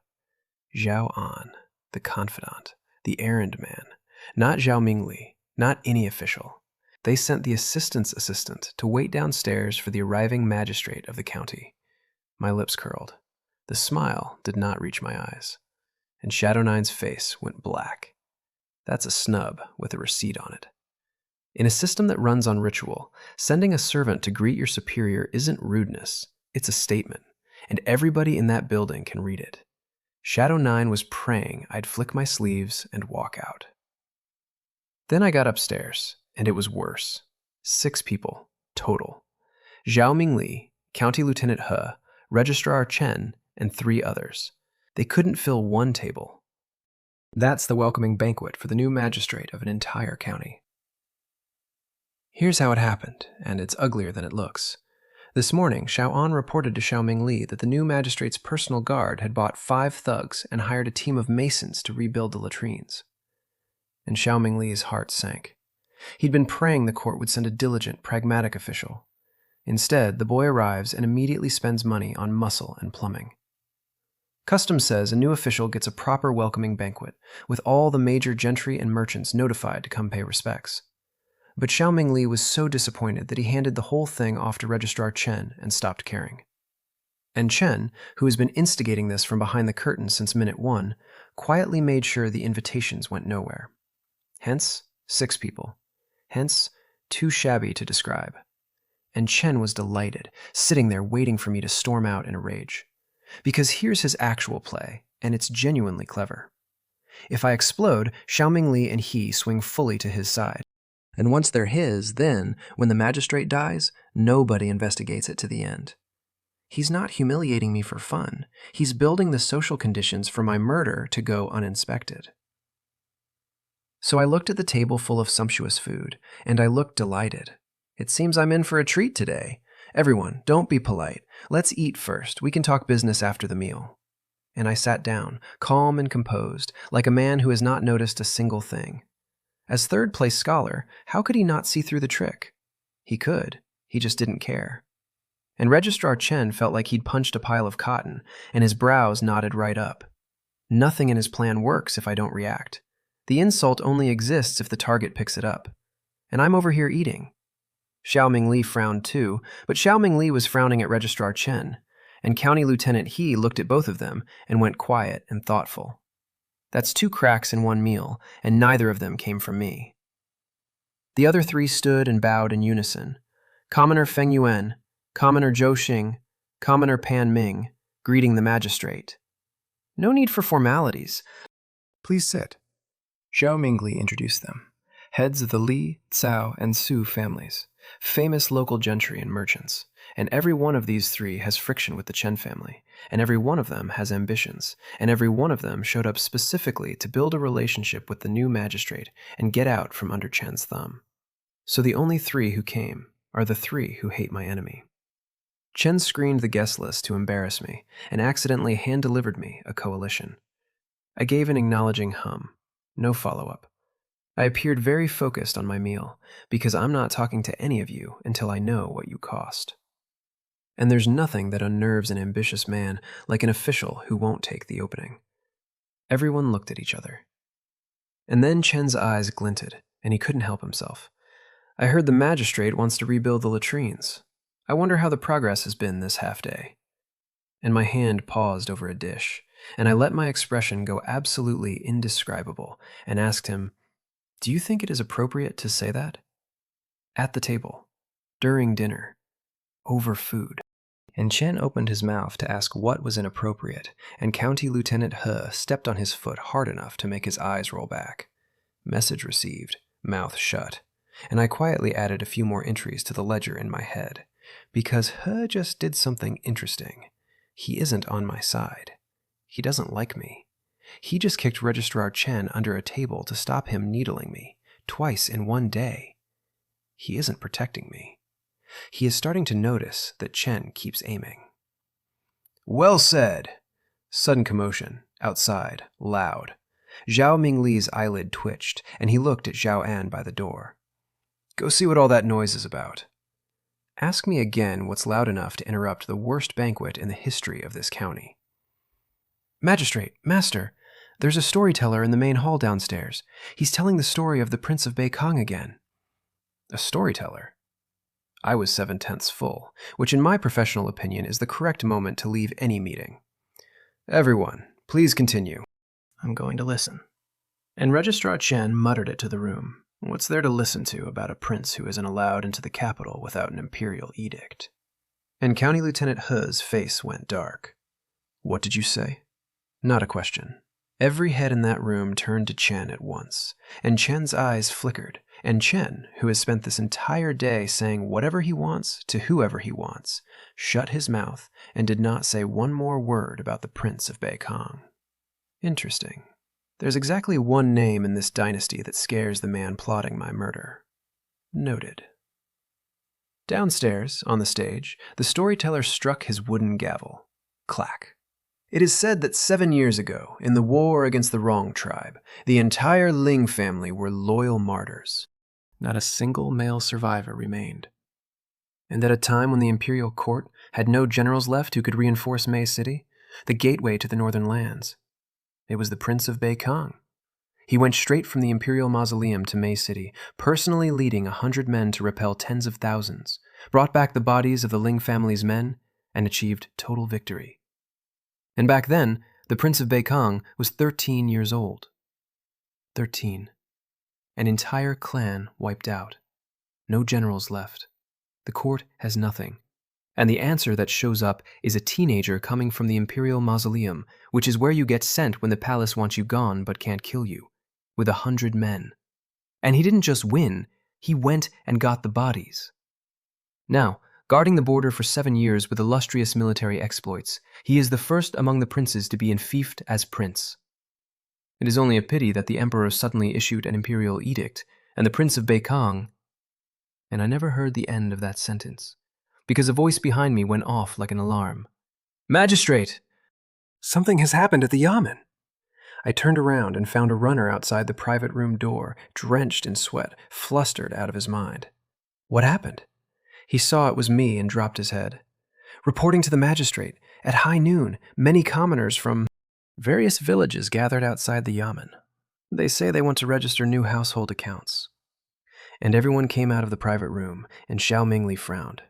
"Did you ask the reason?" And the runner glanced at me, timidly, very timidly. They all heard that this winter corvée pays 10 wen per day, so they split their families overnight to sign up, hoping to earn more with 1 or 2 extra men. And I raised an eyebrow. Does that have anything to do with me? It has everything to do with me. I said it out loud in a courtroom yesterday morning with the doors open. This is entirely my fault. I'm just not going to acknowledge that in front of these people. How many have come? Several hundred. And Registrar Chen went white and blurted it out. "The yamen is already dirt poor. Where are we supposed to get the money?" In front of the Li, Cao, and Shu families, He said the county is broke in front of the 3 richest men in the county. And Xiao Mingli's brow furrowed so hard you could have crushed a mosquito in it, because Chen is normally the most discreet man in this building, and today he has made mistake after mistake after mistake. That's the first time Xiao Mingli has looked at his friend and thought, "What is wrong with you today?" And Chen didn't even notice. He turned to me with a distressed face. "My lord, the yamen is operating in a deficit. We truly have no money left." Let's return to the yamen first, because panicking doesn't produce silver. I need the head count, and then I need the number. If it's my burden, I'll carry it. I just hadn't expected that corvée was unpaid. No wonder they have a saying up here about how the people suffer when the empire rises, and the people suffer when it falls. Farewell, my lord. The Li, Cao, and Zhu heads bowed with cupped hands, faces doing complicated things. And on the road back, Registrar Chen set his confidant Zhao Qi on them. Watch the Li, Cao, and Zhu families. If they send money to the new magistrate, report immediately. Then he hissed it. Do you think I don't know why they came?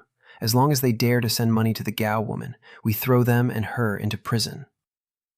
Read that again. Bribing an official is a crime. So Chen isn't guarding against corruption. Chen is setting a trap, and the bait is my own poverty, and the trigger is 3 men trying to help me. Rest assured, sir. Then we reached the county office, and the noise out front sounded like New Year. 200-300 people, old and young, sallow, dark faces, coarse hemp covered in patches, shivering in the wind, some with lips gone chapped and purple. And their eyes were full of light. I sat in the carriage and looked at them for a long time and didn't say anything, because that's the thing about the bottom. The further down you are, the harder you grab at the smallest glimmer, like a drowning person going after a rope. Because there's only one goal down there, and it's survive. They split their households overnight, in the dark, in the cold, on the word of a magistrate they'd never met, that a neighbor's cousin heard shouted through a courtroom door. And I'm supposed to walk out there and tell them the county has no money? The magistrate is here! The county magistrate is here! The just official is here! One voice, then 100, then all of them, cheering in front of the yamen. Young master, should we go over? Shadow 9 asked. I dropped the curtain. Let's go. He drove up to the stone lions and pulled the curtain back, and I stepped out and stood on the carriage. Delicate features, red lips, white teeth, looking, frankly, like a child. But standing straight, hands behind my back, with that air that makes nobody dare underestimate you, which is a thing I learned in a boardroom and am now deploying on a peasant crowd in the year 1035-ish. And the cheering stopped dead, because how do you call that old master? It doesn't sound right. He's a kid. And then somebody in the crowd solved it. Greetings, young magistrate. Gao Ruoyan. Young magistrate. Great. That's mine forever now, isn't it? It's just a form of address. No need to dwell on it. Then an old man came tremblingly to the front and looked up at me with cloudy eyes. My lord, if I may be so bold, dare I ask, does this year's winter corvée really pay 10 wen a day? And 200 or 300 pairs of eyes came up at once. Longing, expectation, all of it aimed at me. And I looked into those eyes. And in a moment of total hot-headedness, I promised it loudly so everyone could hear. My word is final. Sign up. You will get paid for every day you work. It's just money. What a small matter. The county has 52 taels. I have just verbally committed to roughly 600. I did the math after. That's the correct order of operations for me, apparently. Thank you, my lord. Thank you, my lord. And the old man burst into tears and pulled his grandson down to kneel and kowtow. And then everyone knelt, all of them. And I have never had 200 people kneel to me in my life, and I nearly came out of my skin. I jumped straight off the carriage to help the old man up. My lord, you mustn't, you mustn't. And his grandson pulled him back, retreating from me, because they were afraid of dirtying my clothes. That's what did it, not the kneeling. The man is crying with gratitude, and his first instinct is that his hands aren't clean enough to touch me. I took a deep breath and pitched my voice at the crowd. Everyone, get up. The weather is cold. Finish registering, then go home with your companions as soon as you can. Don't let your families worry. I have urgent matters, so I'll take my leave. We shall meet again during the winter corvée. And as I went up the steps, they shouted it after me, all together. Farewell, my lord. Take care. And their faces were full of smiles, smiles with hope in them. bright as flowers blooming in winter. And for some reason, I felt a burning warmth in my chest. For some reason. Sure, very mysterious. No idea where that came from. Announcement hall, second courtyard. Xiao Mingli, he and Chen had been waiting a while. I was about to apologize when Chen got there first, sarcasm fully loaded. Have you persuaded the commoners to go back, my lord? They'll return after registering. Then I raised an eyebrow. Rislier Chen, since you're so concerned, why don't you go see for yourself? Choked. Sigh. Letting them register is a waste of time. The Yamen simply cannot produce the money. You'd better think of a solution soon, my lord. He'd been waiting an incense stick and was out of patience. But on paper, the Gao woman is the magistrate, so he has to swallow it. Xiao Mingli glared at him. Chen turned his head away and ran straight into County Lieutenant He's gaze, which was very clearly, very legibly transmitting one word. Idiot. Registrar Chen. 2 allies, 1 day, both now looking at him like that. Then Xiao Mingli opened a booklet and got serious. My lord, so far registrations have exceeded 200. With those outside who haven't registered yet, at least 400 today. Qingchuan has 3 towns and 11 villages. In previous years, total corvée was around 2,000 people. This year, I fear it will double. Over 2,000 people, 10 wen each, per day, needs. Chen started muttering, abacus clacking. And I just said it. 20 taels per day. 15 days is 300 taels. Adding the new registrations, we must prepare at least 600 taels or more. And Xiao Mingli and He's heads came up. Meanwhile, Chen was still on the abacus, sweat coming through his forehead, working it bead by bead. 20 a day, 15 days, total 300 taels. Same number. He got there second, off an abacus. I didn't expect your arithmetic to be so impressive, my lord, said he, completely sincerely. I am impressed. And Xiao Mingli didn't say anything, but his eyes were full of it. It's nothing, really, genuinely. An elementary school student could do that. I am currently being revered as a mathematical prodigy for multiplying by 15. How much money is left in the Yamen? 52 taels! And Chen thought, smugly, so what if she can do arithmetic? Can she conjure silver? Truly poor. Poorer than her. And I couldn't help myself. Is it appropriate for a dignified county office to be this poor? 52 taels. 600 needed. I'm short by a factor of 12. I promised it out loud to 200 kneeling people an hour ago, and the man who controls the books is actively hoping I fail. Honestly, I'd have been better off being reincarnated as a baby. I did plenty of good deeds last life. Human rebirth should have been well within budget. Unfortunately, that wasn't my call. So I sat there and started thinking about how to solve the money problem, and a Yamen runner came sprinting in holding a box. My lord, people from the Li, Cao, and Su families have come to send you money. Ask me again who's watching that box arrive. Sending money to an official? Openly? In a box? Announced by a runner? At volume? In front of the registrar? Was their brain caught in a door? Because Zhao Qi is out there right now with his eyes on their gates, and the second that box crosses my threshold, Qin has 3 merchants and 1 magistrate in a cell, and the paperwork writes itself. I had about half a second, so before anybody else could open their mouth, I said it, righteously and loudly, so the whole hall heard. Is this sending money to me? This is solving the urgent needs of the county office. And Registrar Qin, who could not possibly let that stand, started in. They are clearly, don't you dare speak. Hand up, finger pointed, gaze sharp enough to draw blood, and he shut up. And in the silence I bought, I turned to the runner. The Li, Cao, and Zhu families are good people, but the county office cannot take advantage of them for free. Go call Gao Yang and the Masons. I have something to discuss with them. Nobody in that room understood what just happened. A bribe walked in the front door, and in under 10 seconds it became a public donation with a reward attached. And the reward hasn't been invented yet, but it's already been announced.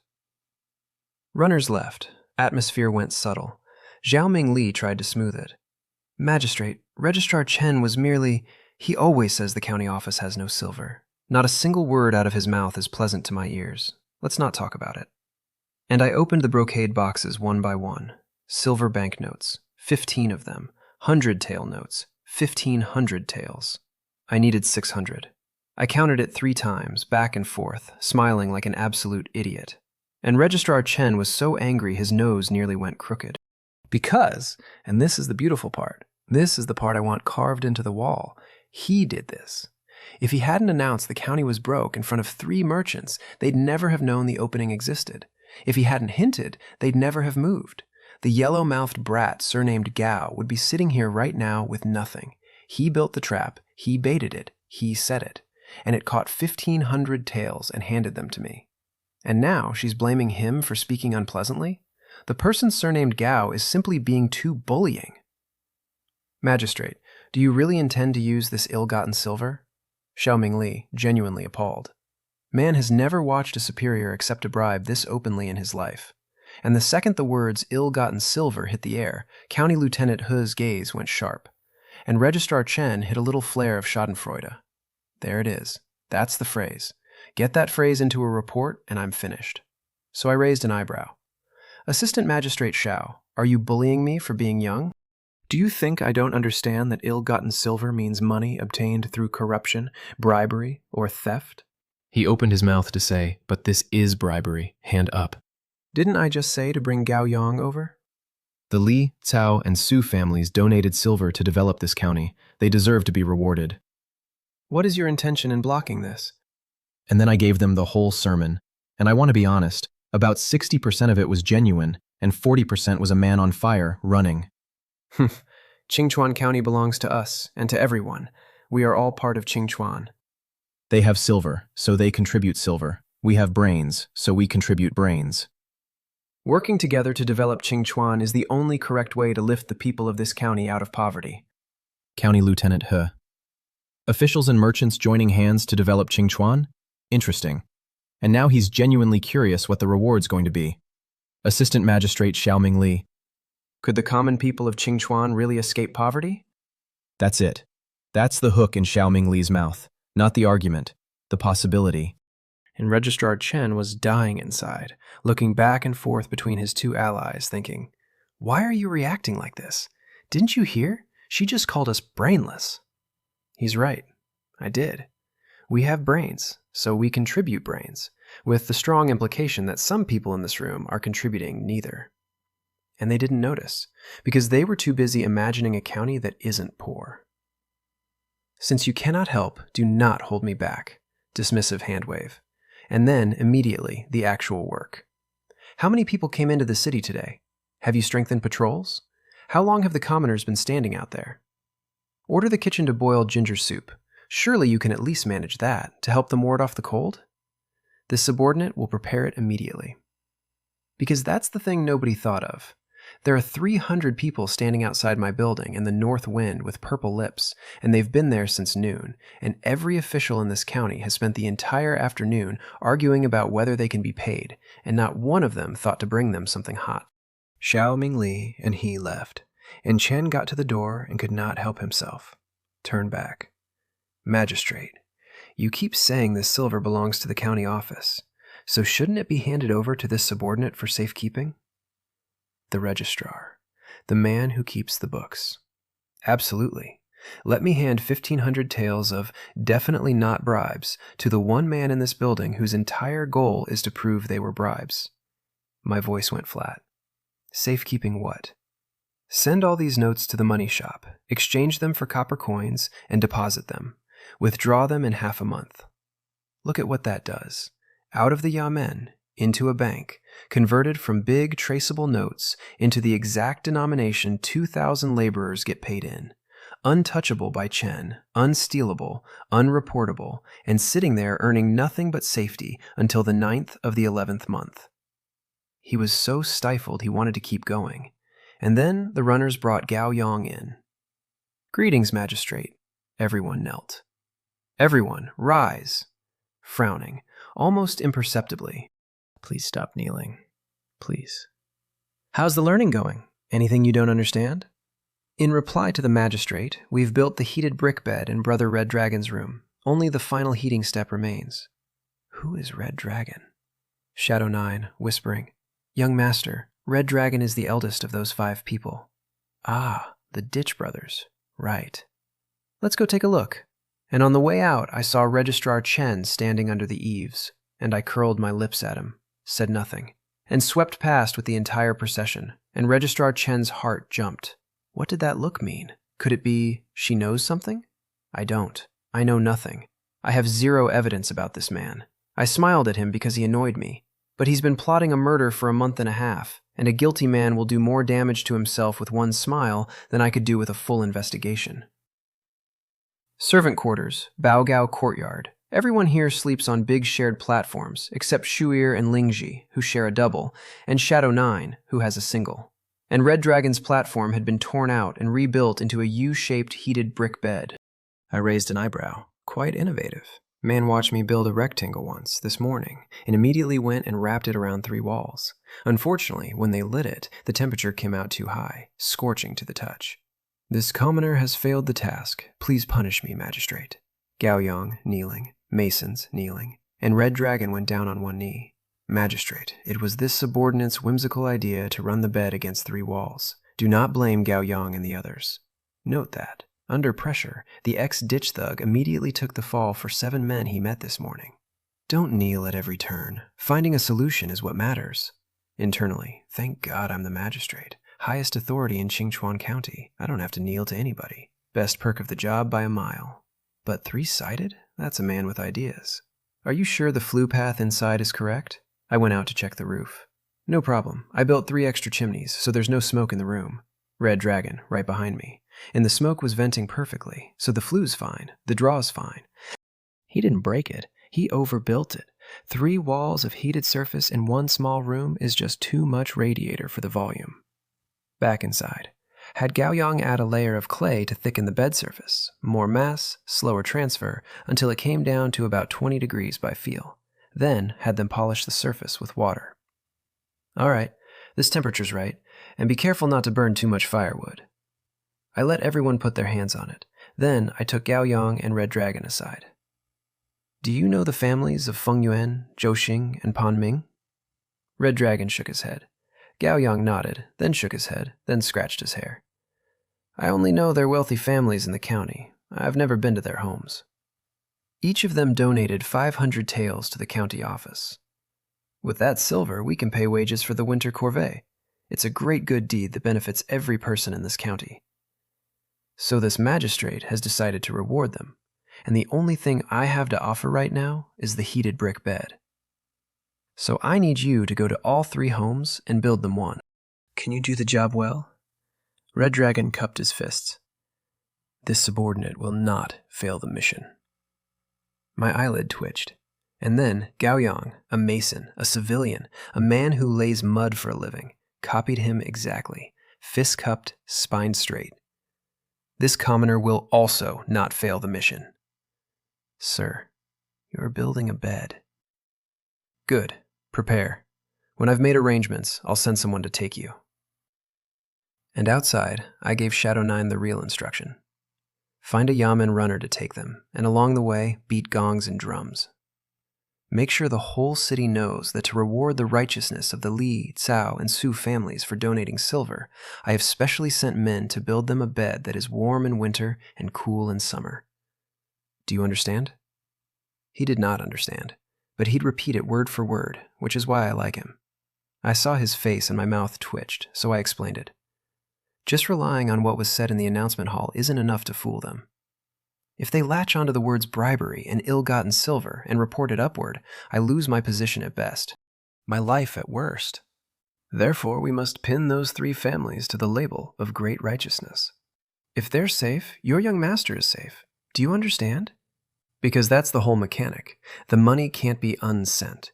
The box came in the front door in daylight, so the only defense is to make the story public, loud, and flattering before Chen's version can get written down.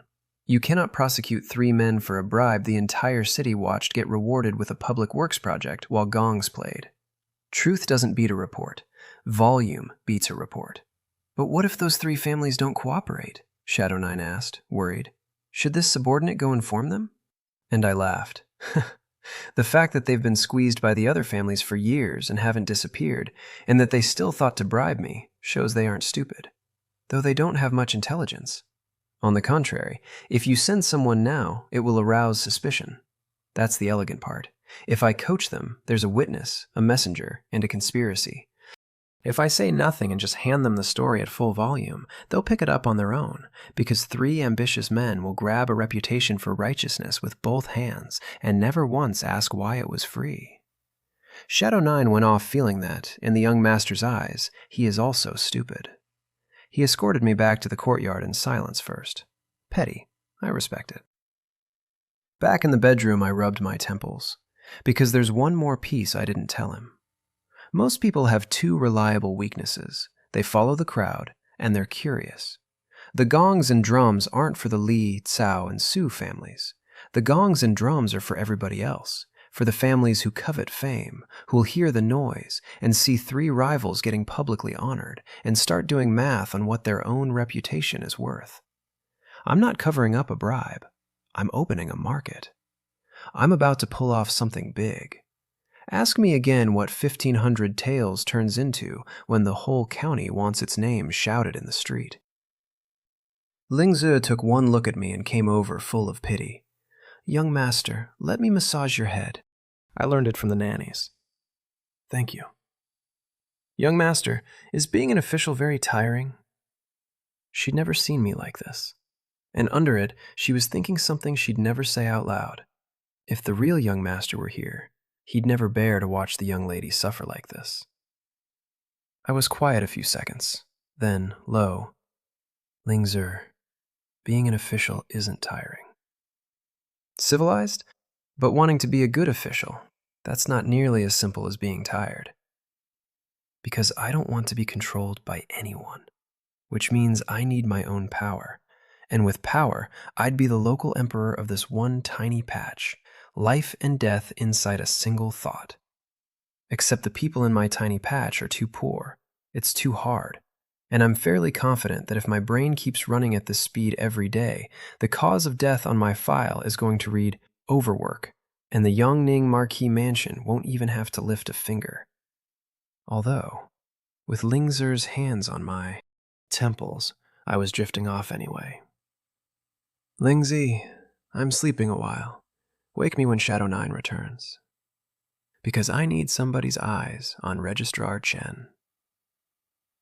Meanwhile, outside my building, hundreds of people were still queuing to register their new households, wind howling, and they were standing there holding steaming hot ginger soup, and not one of them felt cold. "I heard the young magistrate specifically ordered the kitchen to boil this for us. The young magistrate is such a good person. Isn't that right? Qingchuan has finally got a good official." And then, right into the middle of that, dong dong, chang, gongs. A Yamen runner beating a gong, leading a whole procession out of the county office. And Red Dragon, a man who was a ditch thug yesterday, announcing at full volume, "To thank the Li family of the Shishangfeng Inn, the Chao family of the Banyishan Tavern, and the Shu family of the Shu Cloth Shop for donating 500 taels each to the county office. Magistrate Gao has specially ordered us to build a heated brick bed, warm in winter and cool in summer, for these 3 great, benevolent, and selfless families." And Gao Yang, on cue, doing the advertising. "With a heated brick bed, even in the coldest winter, you sleep soundly and warmly all night." That's not a proclamation. That's a product launch. And after the procession swept off, the crowd started talking, exactly on schedule. "I think I just saw the second son of the Gao family. Brother Yang was there too. Didn't see Lei.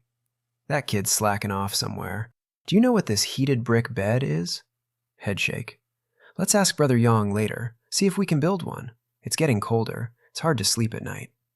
"That's impossible. That's for rich families. How could it be for commoners like us?" Hold on to that sentence. That sentence is the entire problem with this county, and it's about to be wrong for the first time in 1,000 years. The gongs went all the way to the Li family gate in the east of the city. Their gatekeeper saw Yamen runners arriving in force and nearly sprinted a hole in the courtyard getting inside to report.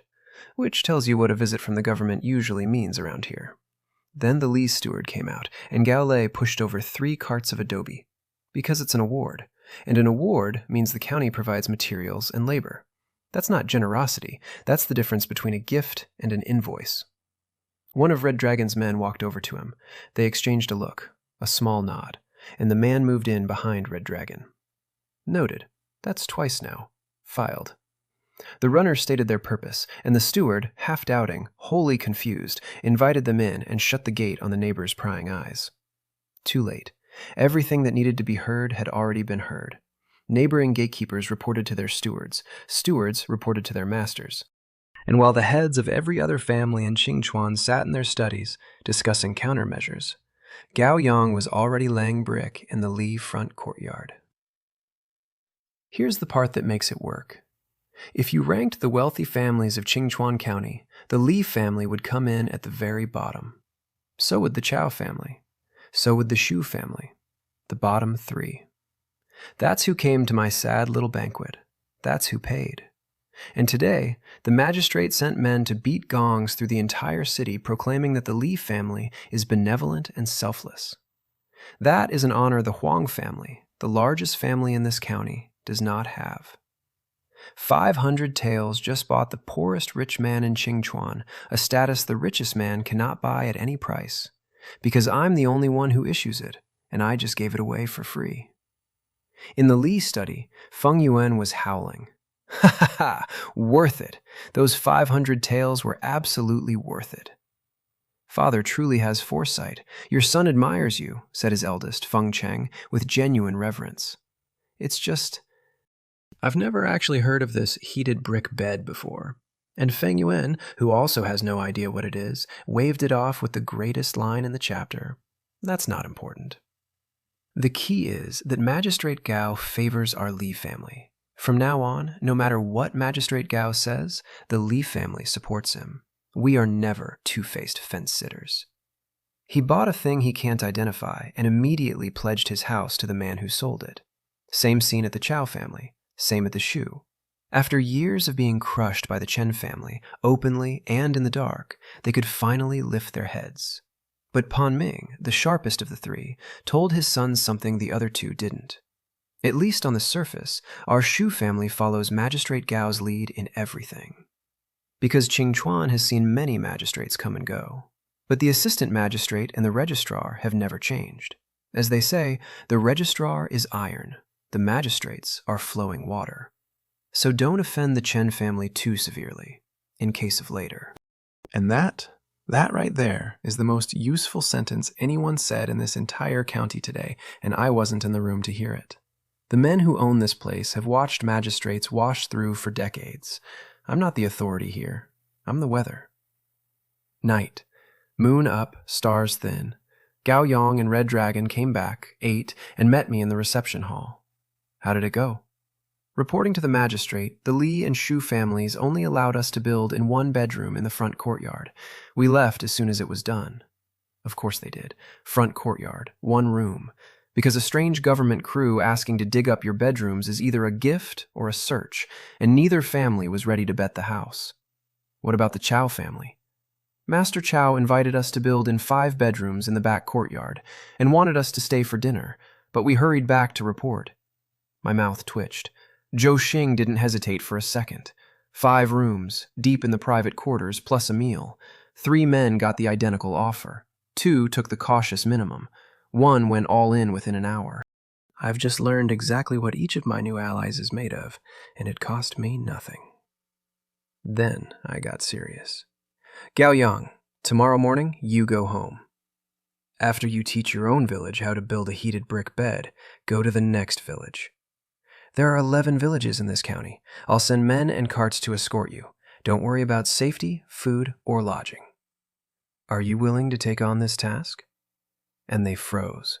The magistrate is giving us a task? The magistrate trusts us this much? 7 mud workers who were terrified of being beheaded for failing to learn 12 hours ago, being handed a mission across 11 villages with a government escort. Red Dragon saw them flushed and speechless, and pressed a fist to his mouth and gave 2 very heavy coughs. My eyes narrowed. He dropped his head instantly, avoiding my gaze. Filed. That's 3. And the cough woke Gao Yang up. This commoner is willing to take on this task. Gao Lei and the others right behind him. Good. When you return, I'll pay you a reward of 100 taels. And Gao Yang shook his head, hard, immediately. Magistrate, we don't want the silver. What belongs to you is yours. It is settled. Wave. Done. Because if you let a man refuse payment for good work once, you've taught the whole county that good work is free, and I need this to be a job, not a favor. You may go. Then, quietly, to Shadow 9, go find Gao Feng. Tell him order him to arrange 4 constables to escort Gao Yang's team tomorrow. 2 became 4 in the middle of my own sentence, because I just sent 7 civilians out to 11 villages carrying the most valuable idea in the north, and there's a man in this building who has been trying to get me killed since before I arrived, and Gao Yang doesn't know that. I'll escort the young master back to the West Flower Hall first. Even inside the county office, Shadow 9 is not at ease. Very well. Out of the reception hall, walking toward the inner gate by moonlight, and in a corridor I saw someone sitting in the small pavilion, in the dark, alone, waiting. Magistrate. Assistant Magistrate Xiao Mingli stepping forward to plead guilty, because he'd spent the evening thinking about it, and he'd arrived at one conclusion he couldn't get around.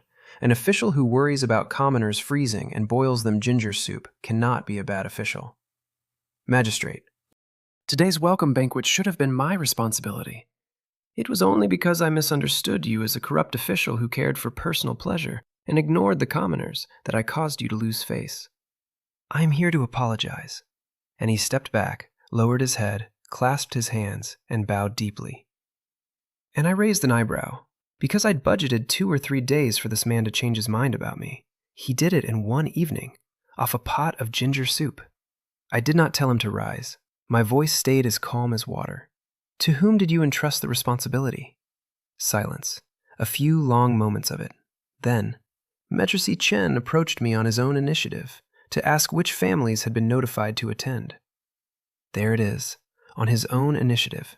Chen volunteered for it, and Xiao Mingli has just now, standing in a dark pavilion at night, heard himself say that sentence out loud for the first time, and heard how it sounds.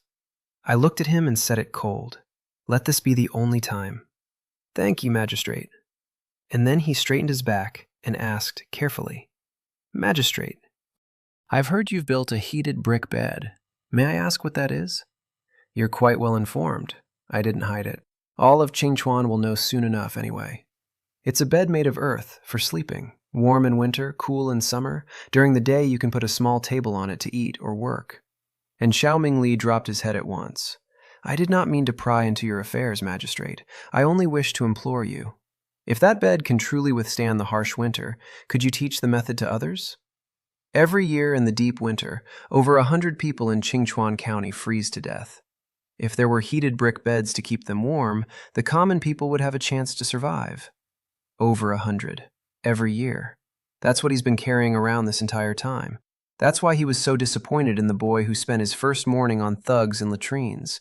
That's why he let Chen handle the banquet and stopped caring. He's not a bureaucrat. He's a man who has been counting bodies every spring for years with no tool to stop it, watching magistrates wash through like water. And now he's standing in the dark, asking a 20-year-old kid, humbly, apologetically, ready to be refused, whether the miracle might possibly be shared with peasants, because he genuinely doesn't know if the answer is yes. In his experience, it's never once been yes. So I told him, tomorrow morning, Gao Yang and his men are going around all 11 villages to teach the villagers how to build them. And Xiao Mingli's head snapped up, and he looked at me, and then, slowly, he went down onto his knees and kowtowed.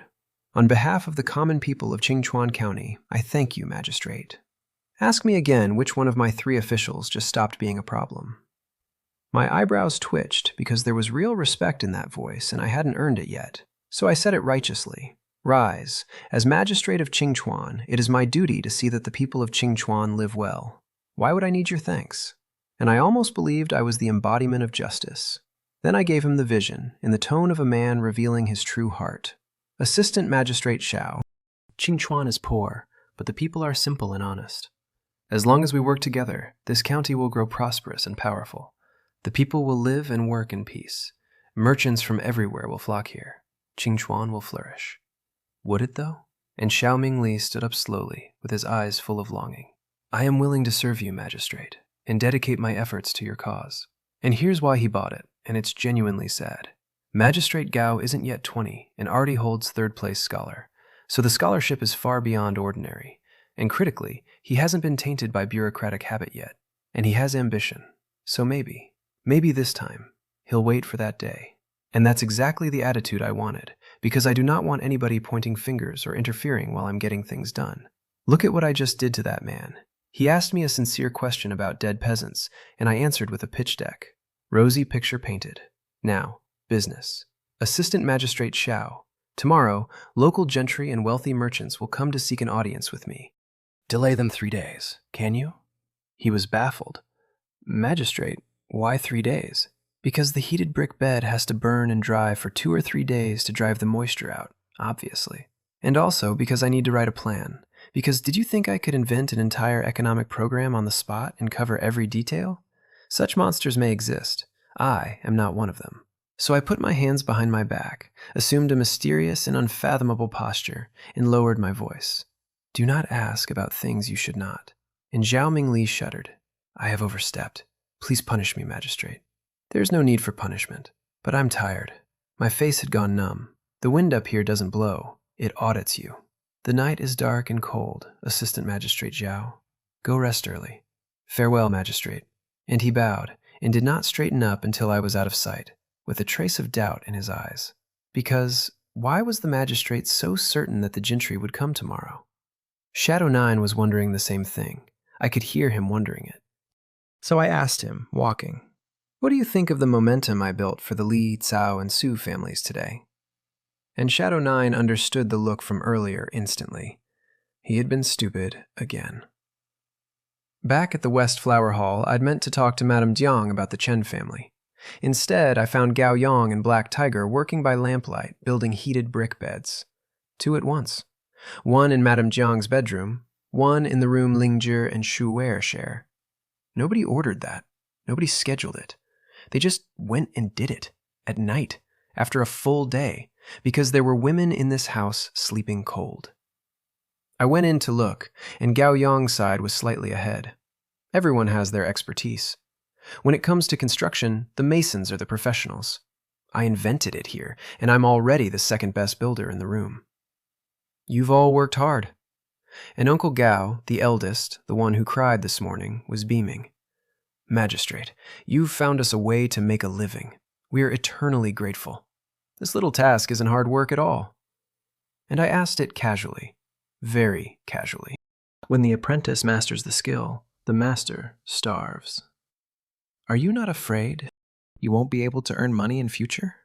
Uncle Gao froze, and Gao Yang stepped forward. We are not afraid.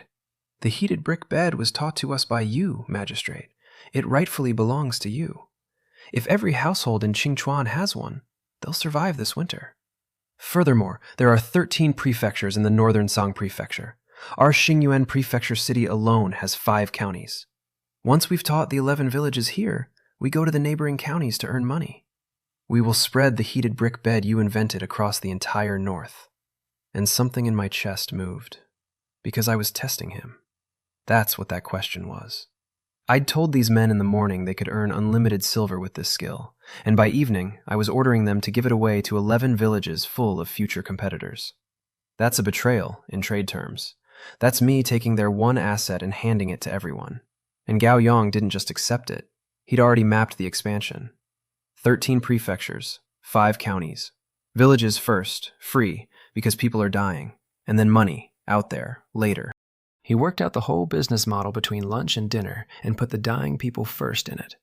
I'm not blindly trusting anyone. In a feudal imperial state, careful and cautious is how you stay breathing, and a few good sentences buy nobody anything. I'll observe a while. But I'd like the record to show that on day 2, the smartest strategic mind I've met in this county was a mason. Then Schweer came over with a hand warmer and a white fur cloak. Young master, the wind's strong. Madam sent me with a garment. Which room is my mother in? I'll go see her. I took the warmer and let her tie the cloak, and everything was warm except my face, which remains a permanent design flaw of this dynasty. Madam is reading in your study. My eyebrows twitched. In the study, Madame Jiang was reading a travelogue and could not put it down. She didn't even notice me come in. Nanny Zhao had to cough. Young master has returned. Were you tired today? And she looked up and found me already sitting in a chair watching her with a grin and put the book down fast. Mother, what book has you so engrossed? A bit embarrassed, but she knows who I actually am, so she said it straight. I originally wanted to find new things like the heated brick bed. She went looking for more inventions for me. She took my arson at face value and started researching. I didn't expect this travelogue to have so many interesting anecdotes. It's truly captivating. And I couldn't help smiling, because it's not hard to understand, is it? For women of the inner chambers who almost never leave the house, the enormous world inside a travelogue is something they will never see. Ancient people reading travelogues are just modern people reading novels. My mother is 30-something years old, has been beautiful and obedient and confined her entire life, and tonight she is sitting in a freezing, borrowed study at the edge of the empire, reading about places she'll never go, and it's the happiest I've seen her. Mother, reading at night is hard on the eyes. Read during the day. Reserved nod. She was absolutely going to finish it. She could not possibly give up halfway. Then I dropped my voice. Mothers, what I'm about to say might shock you. But walls have ears. Perhaps you should cover your mouth first. Madame Jiang. She is a grown woman. Does she really look that incapable of handling things? Reproachful glare. Speak. I rubbed my nose. Mother, many female guests should come to pay respects to you over the next 2 days. You could sound out the women of the Chen family. What business the Chen family is in, who they keep close ties with. Why are you so concerned with the Chen family? And then her eyes went wide. Could it be that the ones they bribed were the Chen family? They. She doesn't say the name. Nobody in this household says the name out loud. The Yongning Marquis Mansion. And before I could even answer, her face went white and she grabbed my hand. It's that Registrar Chen targeting you, isn't it? Making you suspicious. No, we won't be an official anymore. Mother will take you back to Qingchuan. Mother cannot lose you again. Again, because in her mind, her daughter is straightforward and kind-hearted and could never outwit an old fox who's been swimming in official circles for years. And she's not wrong about the girl she raised. She's just wrong about who's wearing her. She was crushing my right hand, so I patted the back of her hand with my left and kept my voice soft. Mother, calm down first. Don't you want to keep this official position and wait for brother to return?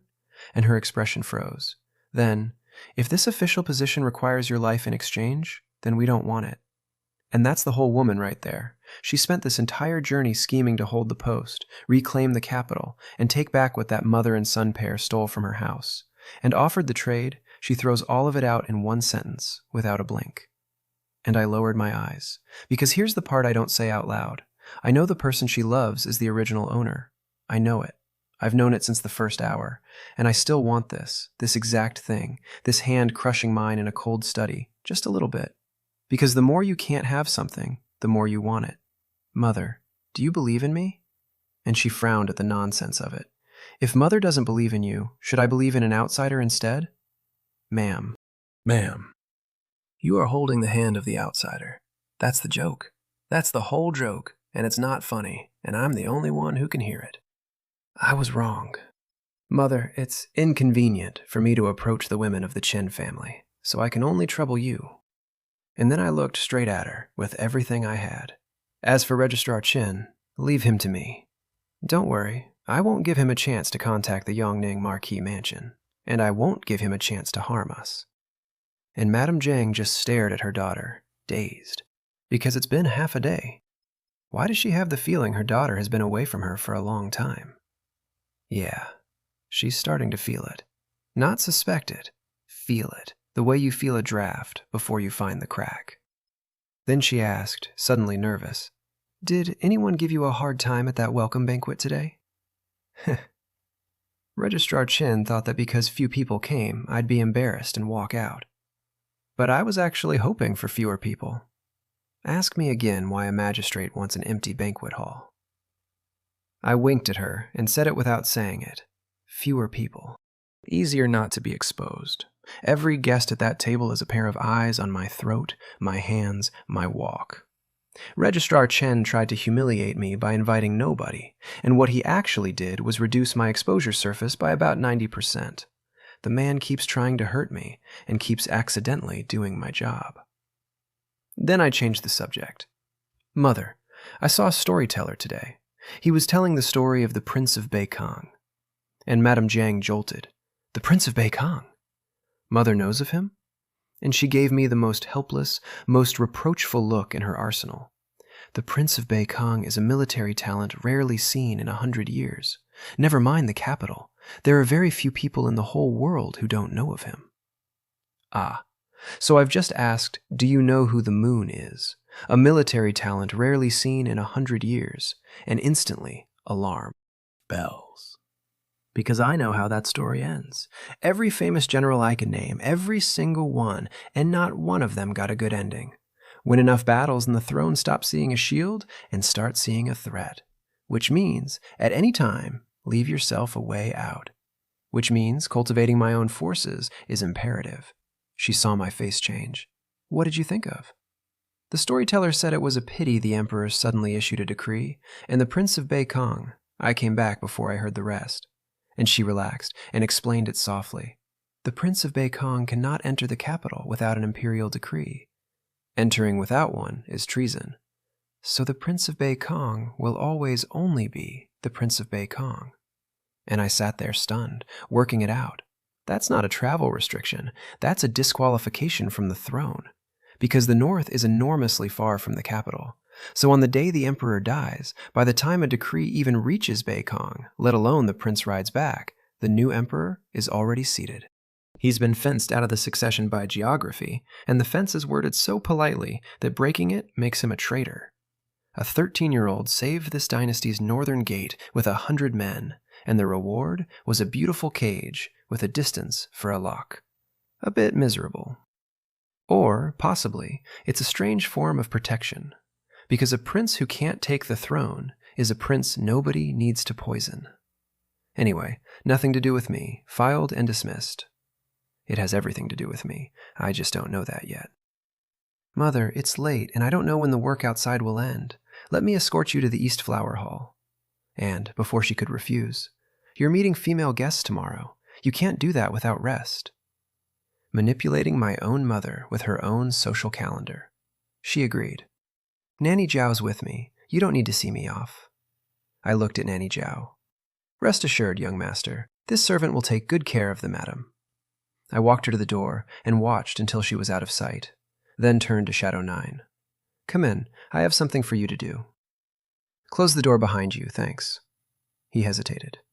Young master, if the door is open, it's easier for this subordinate to detect if anyone is eavesdropping outside. Fine. He's right. That's better tradecraft than mine, and I'm the one plotting. I dragged a chair to the fire and sat in it like a cat. How many people under your command know martial arts? 5. The Black Tiger brothers. Are they trustworthy? Because my intuition keeps saying Black Tiger is not simple. Trustworthy. These are their indentures. And he pulled 5 contracts out of his shirt. I read them, and my mouth twitched violently. Very good. The names were all very unique. Now, an indenture in ancient times means you've sold your dignity and freedom. Your life and your property belong entirely to your master. Forever. That's the deal. But these 5 contracts each noted that the holder could redeem himself after 3 years. And weirdly, that's what settled my nerves. Because nobody sane sells themselves into permanent slavery. The fact that Black Tiger's crew negotiated a 3-year term makes them look more human, not less. Also, 3 years. 3 years is exactly enough time to build my own forces. How much do you know about their capabilities? Black Tiger's martial arts are on par with mine, the others slightly inferior. And my eyes lit up like stars. If I want experts like you, where do I go to buy them? And Shadow 9 froze, and then, under my stare, his entire body went rigid, and he answered stiffly. They need to be cultivated from childhood. Gao Ruoyan. Right. By the time they're grown, I'll be retired. Cool. Great. Love the vendor lead time on elite bodyguards in this dynasty. Go see if Black Tiger and the others have finished. If so, bring them. While he was gone, I sat at the desk with my charcoal pencil. To get rich, first build roads. And if I'm building, I'm not patching a dirt track. I'm building a cement road. Except the main components of cement are limestone, clay, and iron ore powder. Limestone, fine. Clay, I'm sitting on a pond of it. Iron ore, problem.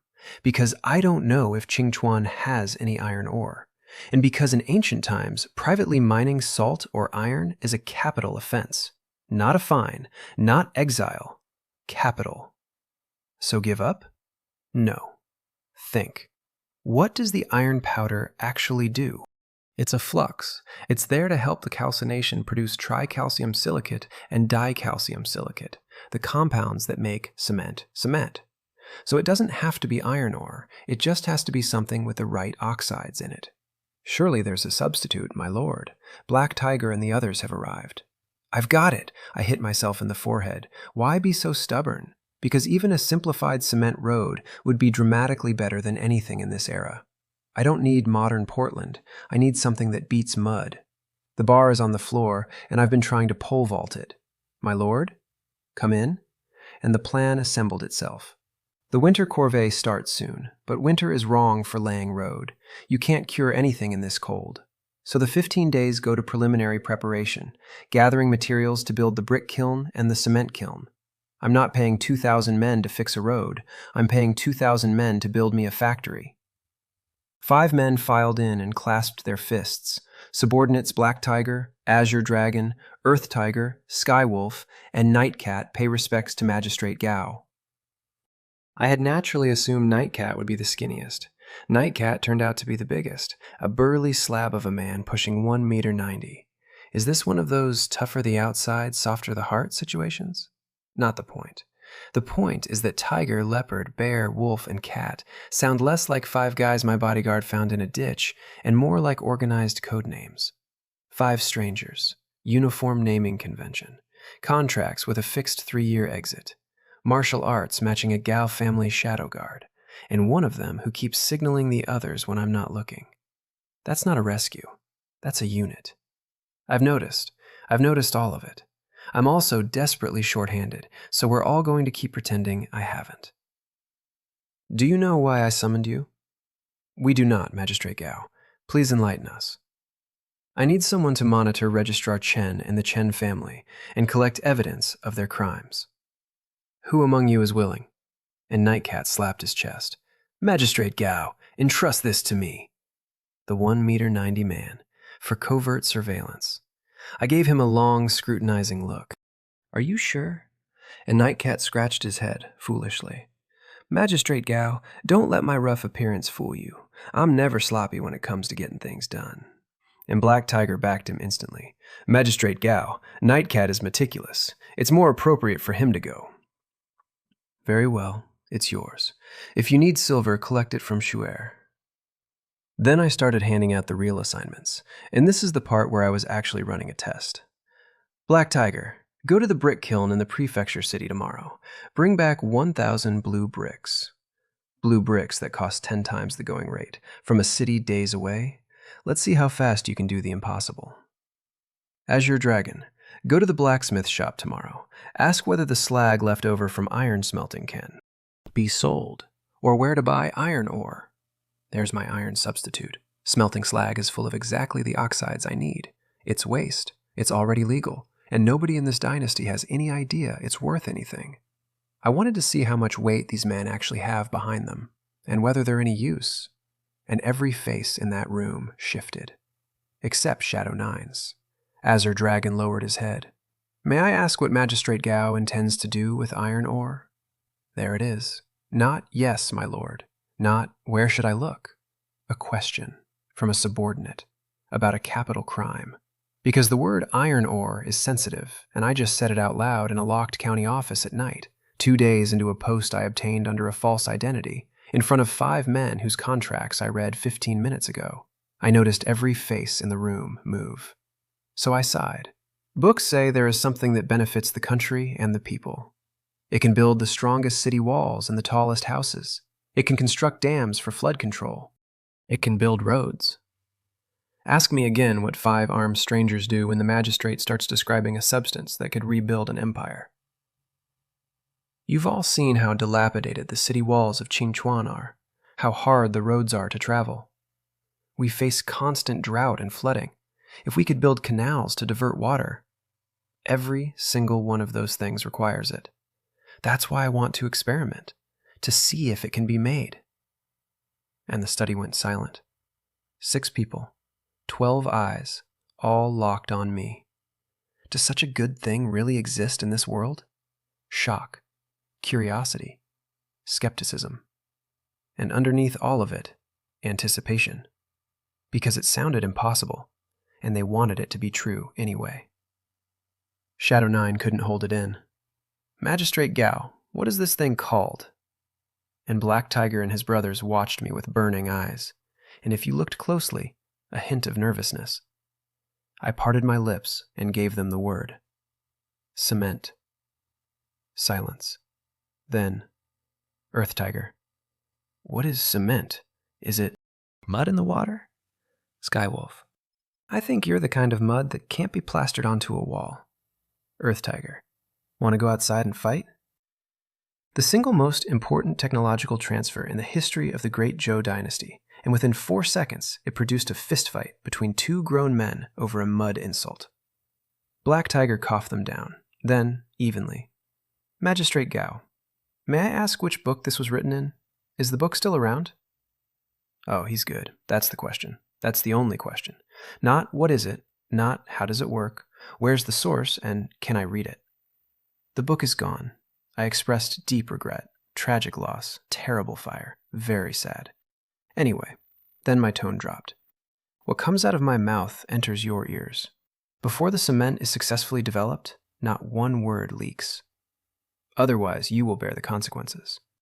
We will keep our mouths shut, 6 men, fists clasped, in unison.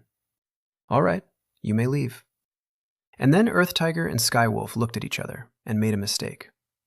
Magistrate Gao, we don't have a mission yet. Those without missions outside will dig pits tomorrow to build the new latrine.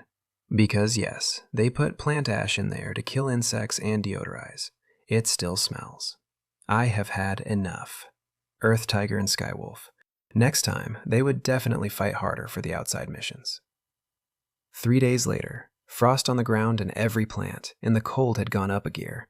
And Zhou Xing, black fur coat, absolutely radiant, walked into the Li residence and announced, Magistrate Gao is truly amazing. My mother slept on that heated brick bed last night, and when she woke up, she would not stop praising it. She wants to hire someone to build one at my younger sister's home. And Feng Yuan's eyelid twitched. Old Madame Zhou slept on one? Yes. Then Zhou Xing paused, and something occurred to him. Did you not? And Feng Yuan said it sheepishly. I only had them build in the front courtyard. These past days I've been sleeping in the back courtyard. And Zhou Xing looked at him with genuine sympathy. There it is. That's the cost of caution. 3 days later, in real time. Don't let the name fool you. It's truly a good thing. My wife has a weak constitution, usually wakes several times a night to change her hot water bottle. Last night she slept soundly until dawn. The part about nobody wanting to get up in the morning went unmentioned. Private matters. Is it really that good? And Zhou Xing frowned. Would I lie to you? My mistake. Please don't take offense, Brother Zhou. What brings you here today? And Zhou Xing looked up at the sky. The weather's getting colder. My mother and wife are urging me. I plan to go to the county office and ask Magistrate Gao for those masons to build beds at my sister's and my father-in-law's homes. If not for you telling me, I'd have missed out entirely. I'll come with you. Pause. Should we bring Brother Shu? Grasshoppers on the same string. Let's go find him. Now, for 3 days, all 3 of them had closed their doors and gone nowhere, specifically to avoid making the powerful families jealous. And during those same 3 days, the women of those families had been going to pay respects to Madame Gao. And per Zhou Xing's sister, those families had each taken out 1,000 taels in silver notes and donated them to the county office. 1,000, double what the first 3 paid.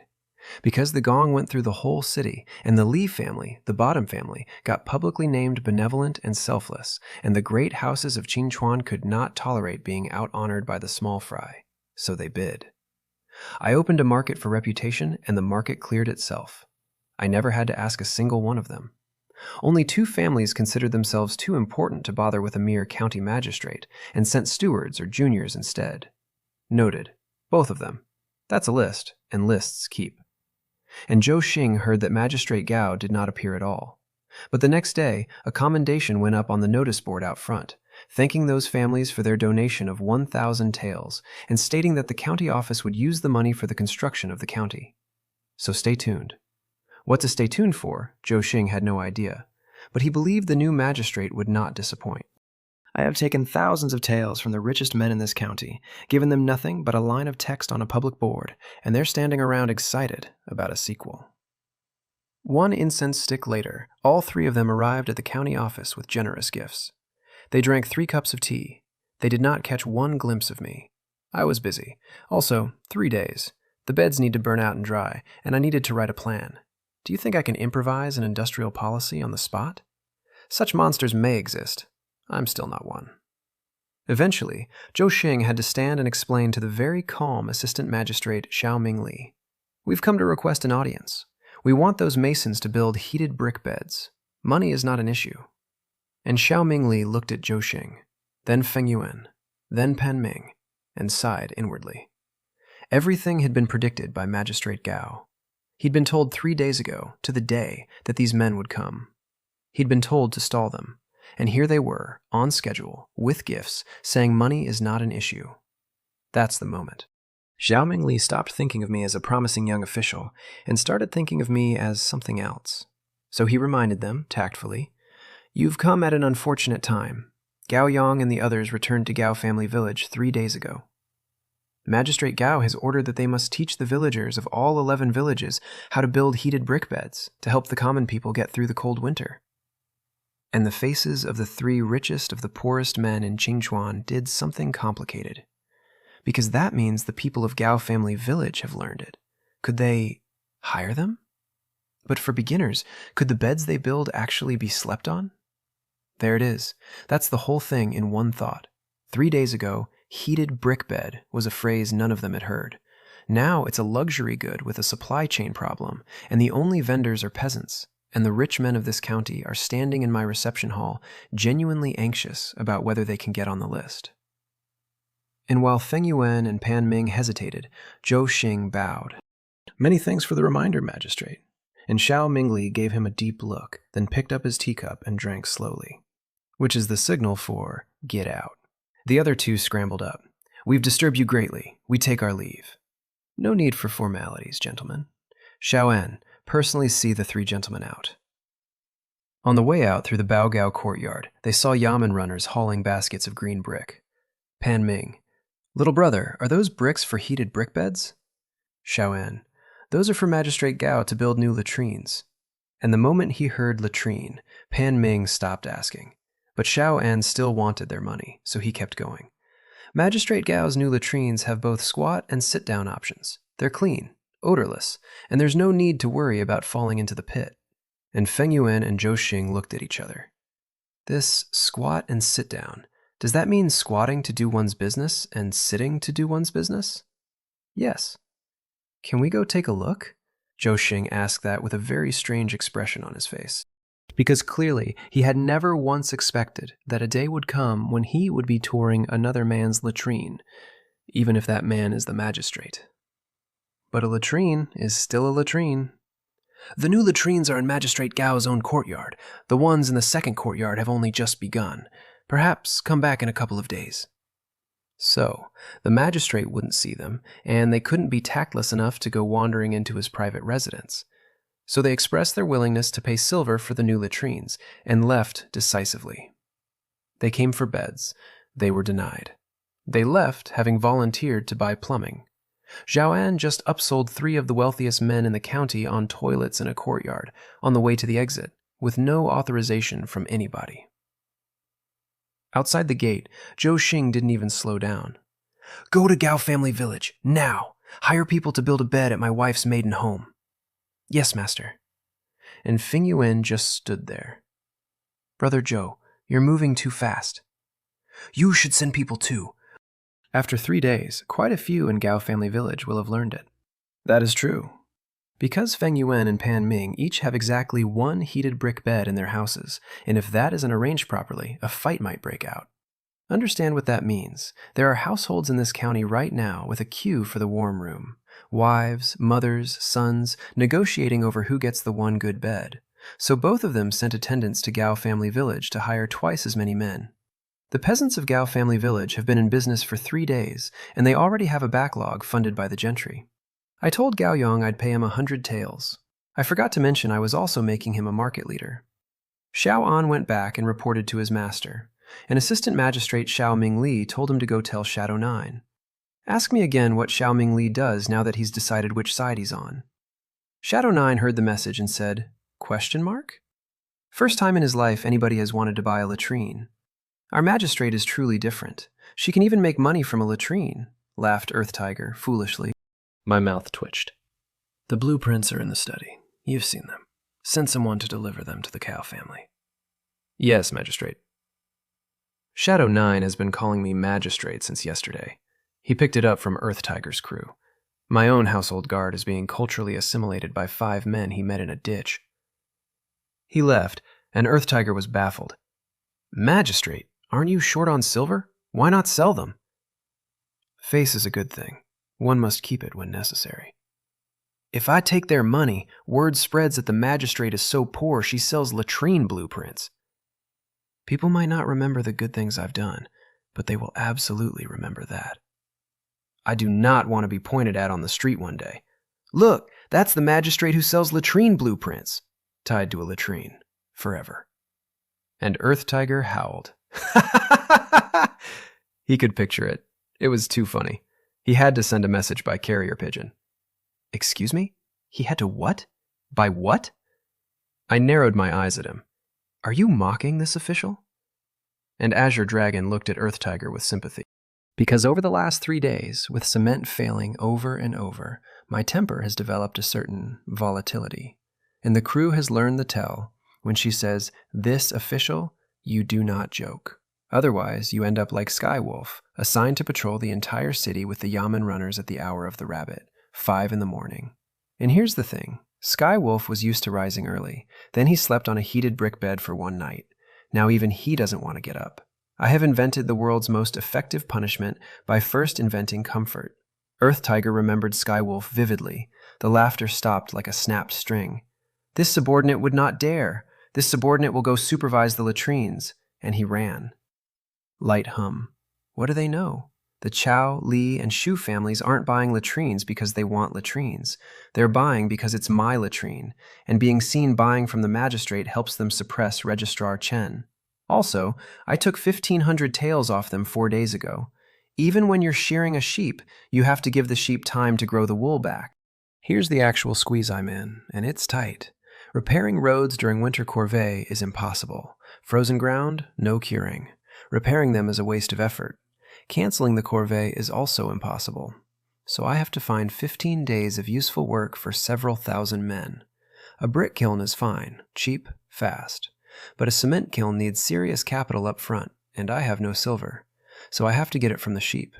But I will not let outsiders in on the cement kiln. That stays in my hands. Because with a cement kiln, I have a hen that lays golden eggs, and I will never again be at the mercy of anybody. Yesterday's corvée count already hit 2,000. Conservatively, it'll be 4,000 or 5,000. 15 days is enough to build 2 kilns, so the whole plan hinges on the second shearing. I need something that makes them voluntarily open their purses. My head hurt from thinking about it. Forget it. Back to the cement. Failure. Again. I kept a silent count. That was attempt number 122. At first I'd show great disappointment each time. By now, there's only numbness. The world owes me an Oscar. 22 attempts, 30, 60, while running a county, dodging an assassin, and pretending to be my own brother. In 3 days. And Black Tiger and Azure Dragon watched it fail and couldn't help doubting. Does cement actually exist? They looked at each other, then at me, with concern. Magistrate, would you like to go inside and warm by the fire? Magistrate, you must be thirsty. Shuir brewed flower tea. It's still hot. Go rest a while. And I said it sternly. No need. Failure is the mother of success. One day I will definitely succeed in making cement. 2 hired killers gently trying to get their boss to come inside because she's been standing in the frost, failing at mud for 3 days. Then Shadow 9 came hurrying over. Magistrate, the villagers of Gao Family Village have brought you gifts. 5 chickens, 5 ducks, a basket of fish, a roe deer, 2 baskets of eggs, 3 jars of pickled vegetables. They're all at the entrance of the county office. Many commoners have seen them. Why are they giving me gifts? My face, pale as jade from the cold, went completely blank with surprise. They said they're grateful you taught them the heated brick bed. Every household in Gao Family Village has built one now. They're no longer afraid of freezing. And today they were hired by the Cao, Li, and Su families to come into the county town. They're getting 800 wen for 1 bed. 800 wen. The winter corvée pays 10 wen a day. That's what 200 people knelt in the road for. A Gao Family Village mason now earns 80 days of corvée wages in 1 job. And they're going to do several. This week. They also said they owe their current situation to you. These things were prepared by the whole village together. They aren't worth much, so please don't mind. And I just stood there. These people cannot feed or clothe themselves properly. And they pooled a deer for me. If this were modern times, I'd assume it was a setup. Somebody trying to bury me under a bribery charge. That's the instinct. That's what 4 days of Registrar Chen will do. But this is ancient times. There aren't that many schemes. Keep the items, convert them into silver and send it to the villagers. Say I appreciate their kindness. And Shadow 9 hesitated. Magistrate Gao, you have no silver left. How is that possible? My eyes went wide, and Shadow 9 wanted to laugh so badly he had to look away to survive it. I knew you wouldn't accept gifts, so I went to Shuir first. She says you don't have a single tael, and that the Madam Silver was also used to buy iron ore slag and blue bricks, for you. My mouth twitched. So I'm now poor enough to be living off my parents, and I have squandered the family fortune. On slag. This is a sad story. It seems earning silver has become an urgent matter. How much do you have on you? I took off my gloves and set them on the rack. 2 taels. Shadow 9 deeply regretted not saving, and Red Dragon said, Magistrate Gao, I have 3. 5 taels is enough to cover the villagers' gifts. My bodyguard and my ditch thug just pooled their personal money to pay for a deer, because the magistrate of Qingchuan County is broke. All right, cover it for now. I'm going to find Registrar Chen to get some silver. Shadow 9 took Red Dragon's 3 taels, started to go, then stopped. Are you going to find Registrar Chen right now, Magistrate Gao? I knew exactly what he was worried about. Red Dragon and Hey Bao are here. Go and return quickly. And Red Dragon pushed him. Old 9, with Hey Bao and me protecting the magistrate, go handle your business in peace. Shadow 9 gave the 2 of them a long glance, then went. Nobody in this yard trusts anybody, and all of us are being extremely polite about it. I took a sip of hot tea and spat it straight back out. Magistrate Gao, is something wrong with the tea? Shake of the head. I just remembered what Old 9 means as an internet meme. Can't explain it. Never will be able to explain it. Nobody in this dynasty will ever know why their magistrate assaulted a cup of flower tea. Then I looked at Hey Bao. Go with him. Take the goods to the main kitchen. Provide an extra meal for everyone. Because as the saying goes, those who eat another's food are soft-mouthed. Those who take another's gifts are soft-handed. On paper, I'm the magistrate, and everyone obeys me. In private, some of these people are cliquish, so they need to understand, clearly, with their stomachs, that following me has a future. Then, when I go at Registrar Chen, they won't side with him. The village fed me, so I'm feeding the yamen, and the deer that a starving village bought with pooled coins is about to buy me the loyalty of the staff that a corrupt registrar has been cultivating for years. Every good thing that comes into my hands, I turn into a move. I'm aware of what that says about me. I'm doing it anyway. Yes, Magistrate Gao. And thinking about squeezing silver out of Registrar Chen's own hands, I couldn't help smiling. Wait a moment, Red Dragon. I'll change into clean clothes first, then we'll go find him. Slight pause from Red Dragon before he answered. Noted. I was quick, out in no time, dressed neatly. Let's go. The Registrar's office. Second courtyard. Registrar Chen never in his life dreamed that the one surnamed Gao would dare come and ask him for silver. Magistrate Gao, you could simply take the silver notes from the bank. Why make things difficult for your subordinate over 5 taels? If I don't make things difficult for you, how will you show your true colors? Ask me again what 5 taels buys when you spend it correctly. So I furrowed my brows and hit him with righteous indignation. That is the common people's silver. An official does not take a single needle or thread from the people. Do you not even understand this principle? And Registrar Chen nearly choked to death. What kind of bullshit principle is that? He has never heard those words before in his life. Because he hasn't. Nobody in this dynasty has. I just quoted army discipline from a country that won't exist for 900 years at a corrupt clerk, and demanded to know why he's never heard of it. Magistrate Gao, so many people in this yamen rely on that silver for their monthly salaries. Do you intend to let everyone starve to death? You are the registrar. Increasing revenue and reducing expenditure for the county yamen is your duty. Unmoved, and then sharper. If you cannot do it, then it only proves you lack the ability and are not qualified to be registrar. And Chen felt a hand close around his throat. The one surnamed Gao wants to remove him from office? Understand what that means to him. Cutting off a man's money is like killing his parents. Cutting off his official career is exactly the same. A flash of murderous intent went across his eyes. As the parent official of this county, Magistrate Gao. Father! A crisp voice from the doorway. A young girl in a goose-yellow dress came in and pulled back the hood of her pink cloak, revealing a tender, oval face. And she saw me, and her eyes could not hide the admiration. Father, is this young master your guest? She asked her father. She looked at me. The entire time. And I didn't dodge the gaze. I just looked back, and a blush climbed up her face. Oh no. Do not be rude. This is the new magistrate, Magistrate Gao. She startled and bowed fast.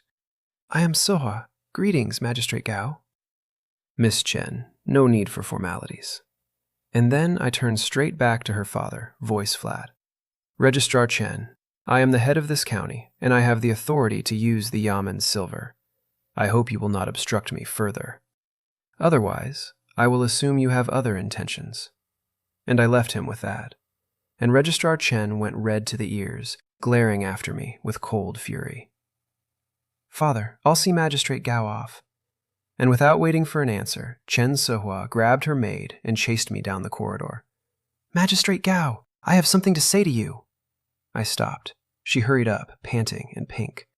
Magistrate Gao, my father did not mean to contradict you. Sohua apologizes on his behalf. My eyebrows moved. It has nothing to do with you. You don't need to apologize. And she looked at me with burning eyes. Magistrate Gao is wholeheartedly for the people. I will persuade my father to bring out the silver. I will not hold you back.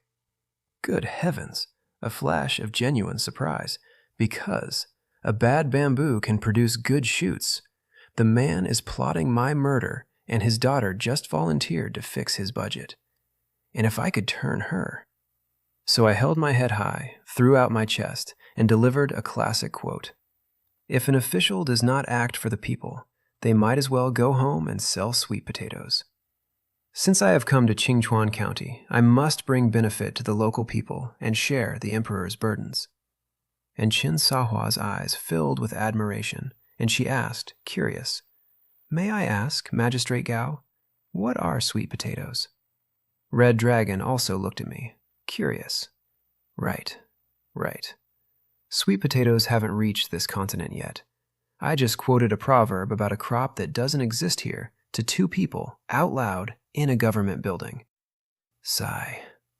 Books say it is a type of crop that can fill one's stomach, but I do not know exactly where it grows. Books say, load-bearing.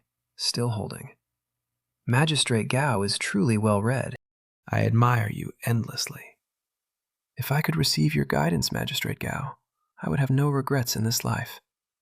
And she lowered her head, shyly. What? I could not hold it together. Stern face, very serious voice.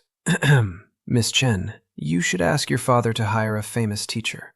I am busy with official business. I'll take my leave. Please excuse yourself. And I turned and walked away quickly, and then faster, and Red Dragon watched his magistrate flee in a panic from a 16-year-old girl in a pink cloak. And Red Dragon tried to make it make sense, because Shadow 9 had told him that Shuer and Lingji are Magistrate Gao's personal maids, which essentially means concubines, right?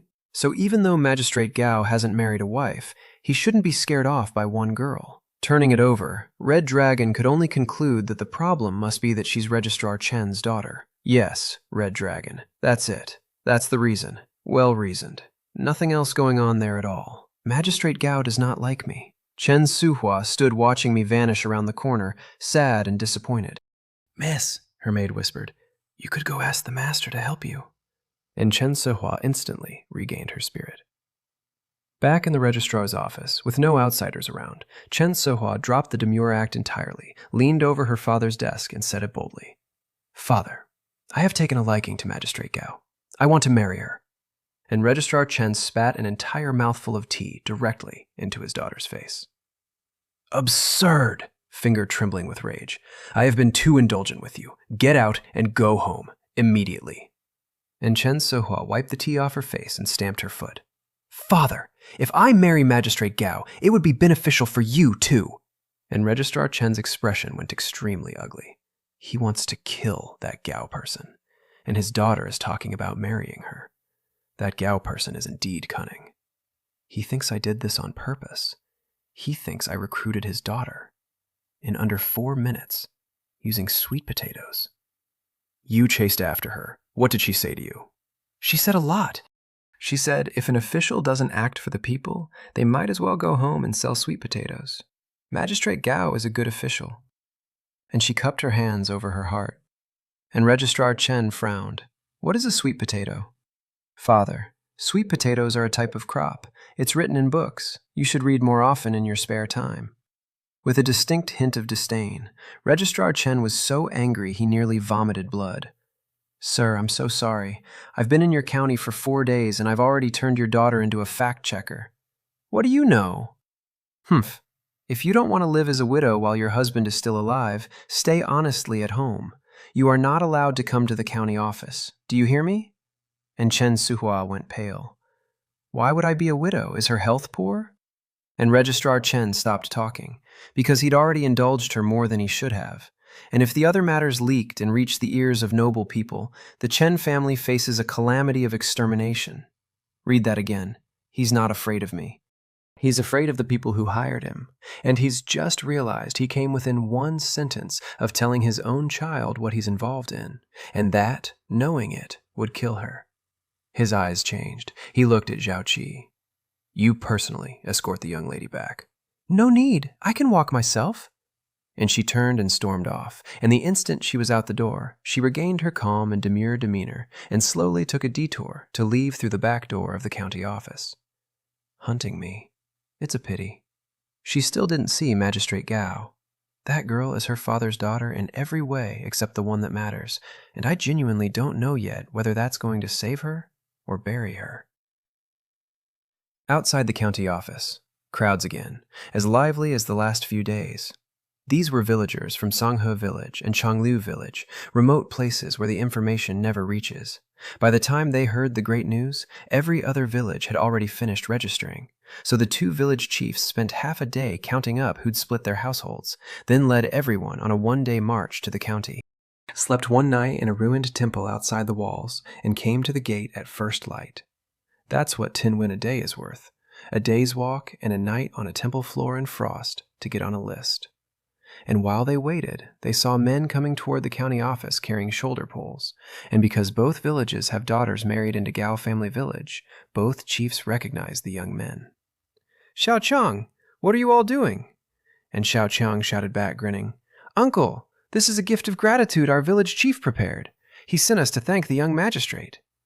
And the Changlu chief's heart went thump, and he lowered his voice. "I inquired earlier. There was no mention of giving gifts to the new magistrate." There it is. That's a village chief hearing that another village is paying the new official, and immediately thinking, "We didn't know about the bribe. Are we already behind? Is this what it costs now?"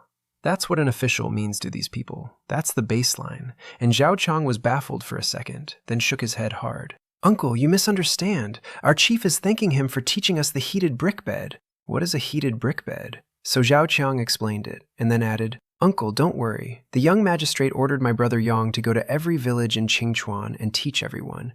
It should reach your village very soon." And the Changliu chief could not believe it. "Is that thing really warm?" "It's true. Every household in our village has one. The ones who built early slept on them last night, very warm, and it was still hot in the morning." And Zhao Chang's face went red with excitement, because when he gets home, he'll have one too. The Navliu chief just stood there, dazed. "Zhao Chang, come on, we're leaving." "Uncle, I've got work. Let's chat next time." And the Changliu chief came back to himself and looked at the Tanghe chief, who had been asking about the same thing in the same tone 3 feet away. And each of them saw the shock in the other's face. And then 2 men ran out of the county office and blocked Zhao Chang's path. Ask me again who's already trying to get in front of Gao Family Village's gift. Shadow 9 pressed the silver into the lead young man's hand. "Magistrate Gao appreciates your intentions. We'll consider the items purchased by the county office. 5 taels. Take it." "No, no. Our village chief entrusted this to us to thank the magistrate. How can we take the magistrate's silver?" And then Golden Tiger stepped in with a sentence that landed like a dropped anvil. "No official within Song Prefecture is allowed to accept property from commoners. Once discovered, dismissal at best, beheading at worst. Do you want to get Magistrate Gao killed?" And the young man broke into a cold sweat. "No, no. Our village only wanted to thank the magistrate. We absolutely have no intention of harming." "Then take the silver. Living your lives well is the best reward for Magistrate Gao." And the young man nodded, then shook his head. 5 taels is too much. "Big brother guard, please, just give me 3. A village that pooled a deer is now negotiating the price down on money it didn't want in the first place. Shadow 9 instinctively looked at Golden Tiger. Instinctively. My household guard checks with the ditch thug before authorizing 3 taels. Filed. Give him 3. 3 taels taken, and the Gao family men hurried off toward the Li house in the east of the city to go earn 800 wen a bed. And all of this happened right outside the county office, in the open, in front of everybody. And the commoners watching turned to everyone they knew and said, "The new magistrate does not accept gifts. He's a good official." 10 told 100, 100 told the county. And with the heated brick bed spreading village to village at the same time, Magistrate Gao picked up a reputation for loving the people like her own children. Although, a large part of that is thanks to the previous magistrate. But that's a story for later. Inside, once they hit a deserted stretch, Shadow 9 couldn't hold it in. "Brother Tiger, the magistrate accepted so many silver notes. Will she be dismissed? Didn't the magistrate put every note in the bank? As long as it's used on the commoners, there's no problem." Lie. Straight-faced, eyes open, total lie. And Shadow 9 didn't doubt it for a second. "You're the one who knows more. Please remind me more in future." And Golden Tiger's eye twitched. "Okay." And then Golden Tiger reminded himself, internally, not to get carried away. Because Magistrate Gao is smart and cautious, and definitely not as easily fooled as Shadow 9. And here, finally, is what these 5 men actually are. Their mission is to protect Magistrate Gao and Madame Gao. Full stop. Everything else is none of their business. It's just that the heated brick bed is too good, and too important for the commoners and soldiers of the North, which is why Black Tiger risked sending a message. Soldiers of the North. That's who these men answer to. Not a security firm, not a ditch. Somebody up here who commands soldiers and cares whether they freeze. And now their boss is also making cement. And Golden Tiger has a premonition. Magistrate Gao is going to succeed. They came to guard a body. They're now sitting on the 2 most valuable technologies in the Empire, reporting to a man nobody's named yet. The Cao family. Old Madame Zhou invited several old sisters over to properly show off her new bed, and the old madams touched the warm surface and were filled with wonder, and at her invitation took off their shoes and sat on it, and did not want to get off. Old Madame Feng and Old Madame Pan were both there, and they exchanged one look, both thinking the same thought. How am I going to discipline my unfilial son when I get home? Because could a gift from the magistrate be anything but good? It cost 500 taels, and their sons didn't pay attention to it. Old Madame Feng stroked the bed like it was a cat and couldn't put it down. I'll just give him a beating when I get back. Anyway, the grandson's old enough. We can start arranging a wife for him. Casual, 2 sentences. Beat one son, marry off the next. And then old Madame Pan's eyes narrowed slightly. The magistrate is young. He shouldn't be married yet, right? And the temperature of that room changed. Magistrate Gao's maternal clan is the Qinghejiang clan. Would they ever look favorably on a young lady from a small place like Qingchuan? I've heard the young ladies of prestigious clans, the Qinghejiang, the Taiyuan Qi, the Fanyang Wen, are raised to be mistresses of noble households. Magistrate Gao comes from the capital. Having grown accustomed to peonies, how could he ever look at the dogtail grass growing by the roadside? You don't mind disparaging your own granddaughters with such words. The words may be coarse, but the logic is sound. Old Madame Zhou had not expected a pleasant gathering to become an auction of my marriage prospects over a hot bed. They were overstepping, obviously. Magistrate Gao is young and in the prime of his career. Why would he be thinking about romance? If you don't believe me, just wait and see. There will be others more anxious about this than you are. And everyone knew exactly which families she meant, and they fell silent. Then, having won the room, old Madame Zhou delivered the sales pitch. My son has already sent men to hire bricklayers. If your households need beds, make arrangements as soon as possible. Don't wait until the bitter winter has passed before it's your turn. And that broke the meeting. Sister Chow is right. My 2 younger brothers probably don't even know about it yet. And old Madame Pan could no longer sit still and called for her shoes. Then I'll head back as well. And the rest, who don't have a single heated brick bed in their houses, got up even faster. Because the weather is getting colder by the day. An 80-year-old woman just ran the most effective product demo in the history of this county, using nothing but her own bed and a deadline. Then, after seeing them off, old Madame Zhou went back to the bed and dozed with her eyes half closed. And when her eldest son came to see her that evening, she said one sentence to him. The Su family has become too ambitious. Reduce our interactions with them in future. And Zhou Xing felt a jolt in his heart. Your son understands. Because his mother sat on a warm bed for an afternoon and worked out that Pan Ming is angling to put a daughter in front of the magistrate. One question about my marital status. That's all old Madame Pan asked. And the Cao family just downgraded a 30-year alliance over it. These are the people I'm shearing. Next day, wind like fine needles straight into the bone. I truly did not want to put one foot outside my room. But I had no choice. I'm a magistrate. I have to go to work. I'm a pure wage earner. To make life bearable, I had Black Tiger's crew build 2 flues into the office in the second hall courtyard. A simplified version of underfloor heating. Not great, but no longer actively hostile. The main hall, unfortunately, cannot be recklessly dismantled. So every morning I hold court on the county's trivial cases and come out feeling like an icicle, completely numb. Then, back to the East Flower Hall, lunch, a short nap, and back to the cement. By now, everyone except Azure Dragon had lost confidence. I persisted. And here's the thing I haven't told you. I remember the ratio. I remember the formula. I've remembered it the entire time. But if I just walked out on day 1 and produced it, I'd have exposed myself instantly. Nobody invents cement over breakfast. Nobody knows it.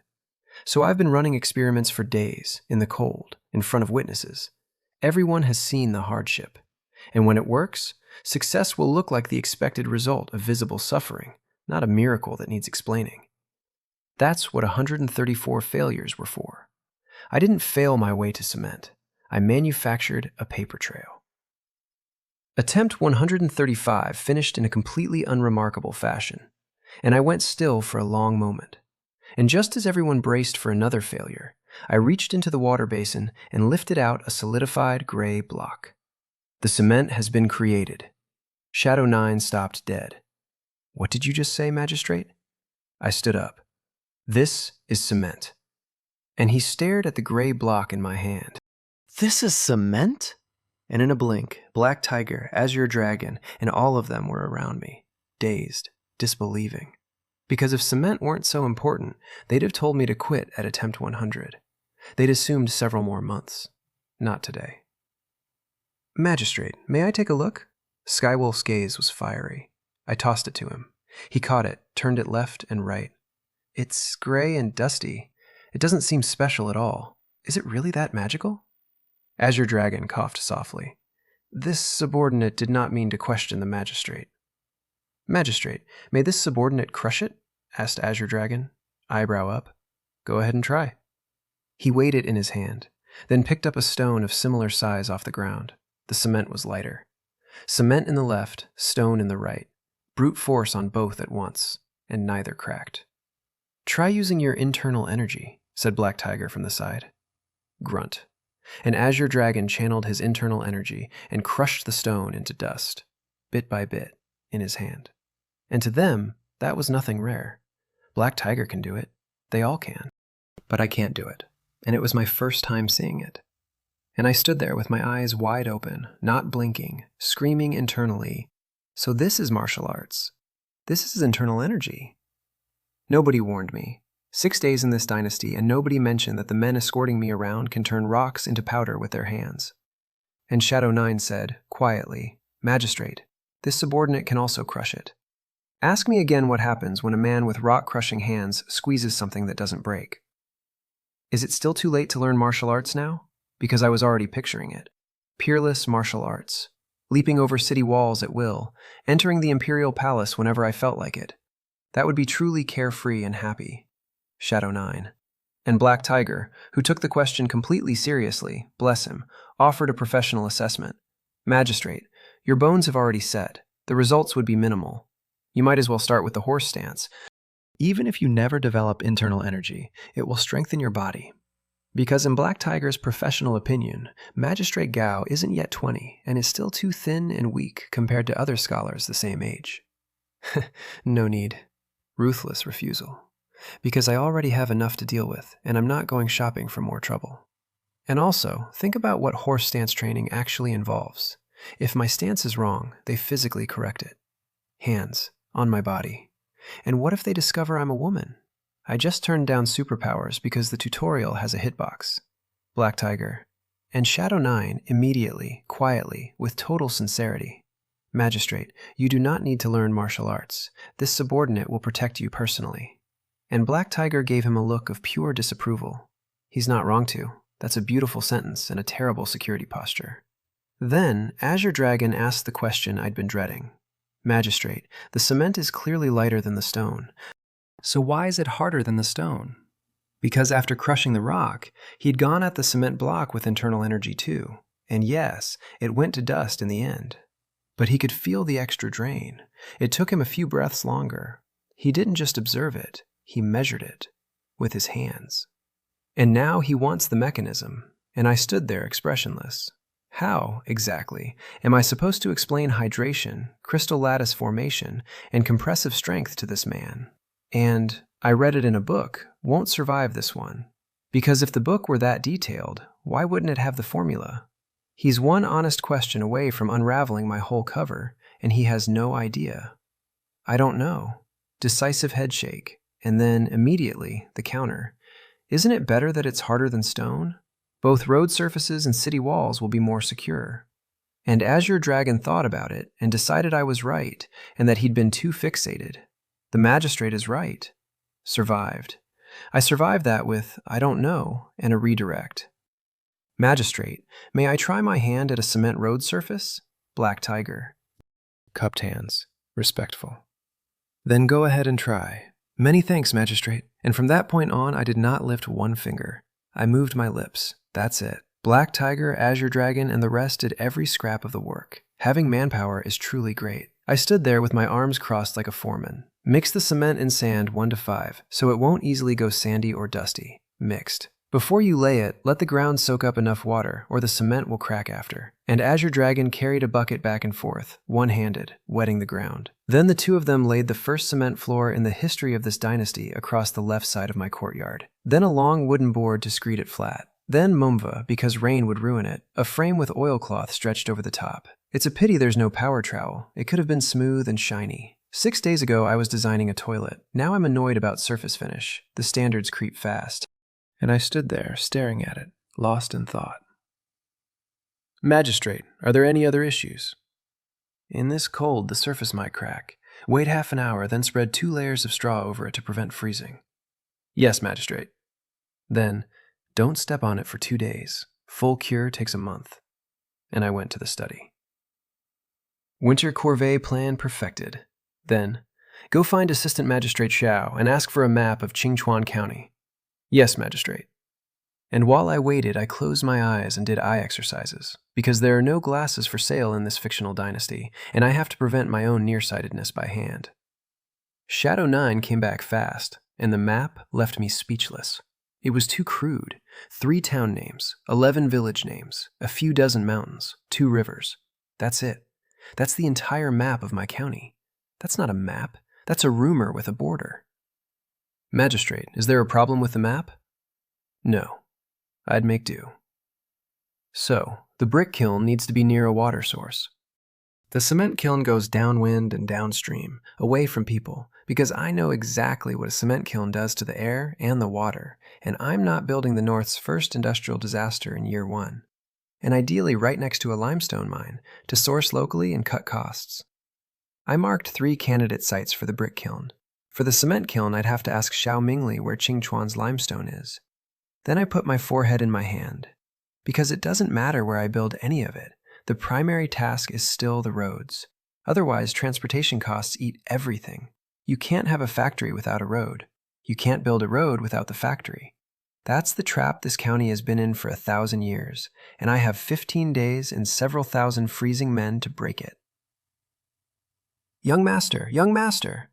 Lingzhi came straight into the study, and out in the courtyard, Red Dragon and the others frowned, because the study is an important place, and you don't just barge in.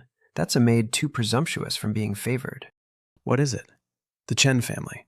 The young lady of the Chen family has been with Madame for most of the day.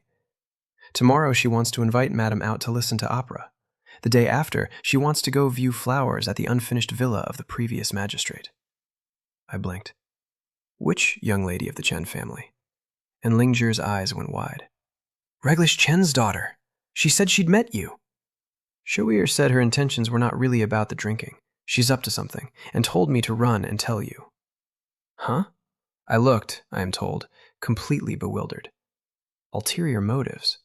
Could it be she actually took a fancy to me? Does Registrar Chen know? He knows. He got tea in her face over it. I don't know that yet. My eyes narrowed. All right, I understand. Go tell Madame. If she wants opera, I'll arrange someone to accompany her to the theater. Young master, why are you not worried at all? And I spread my hands helplessly. If Shuir could tell, wouldn't my mother be able to tell too? My mother definitely won't agree to her. So why should I worry? And if Chen Sihua still doesn't give up, I'll simply give Registrar Chen a warning, and that's the end of it. Lingzhi stared at me blankly.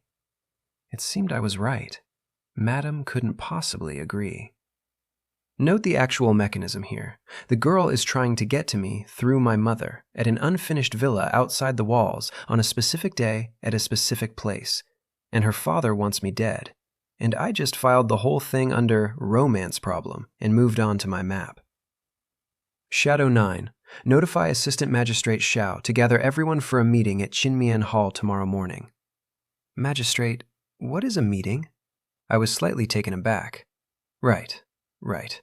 A meeting means everyone in the yamen, except the guards on duty, comes to Qinmian Hall tomorrow morning to discuss the winter corvée. I've invented cement, plumbing, the pencil, and now I've had to invent the staff meeting from first principles. And honestly, of the 4, the meeting may be the most evil.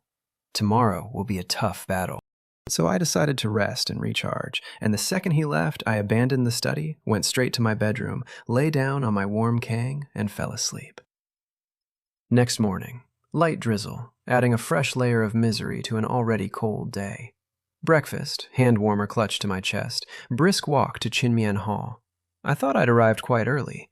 The room was already full. Magistrate. Greetings, Magistrate. I walked to the head seat through a chorus of greetings and coughed awkwardly. Greetings, everyone. Is everyone here? And Registrar Chen said, Except for you, Magistrate, everyone is here. Cool. Very cool. I invented the meeting yesterday, and I'm late to the first one. I assume you all know why I've called you. Ignoring a certain person entirely, I looked at the room. This winter corvée was intended to repair the roads connecting the 3 towns to the county seat. Road repairs in winter are not advisable. I have decided. There will be no road repairs this winter corvée. I'll make other arrangements for these 15 days. What do you think? And the room started whispering. And Registrar Chen was on his feet first. Magistrate, the winter corvée was already arranged. Notices have been issued and disseminated.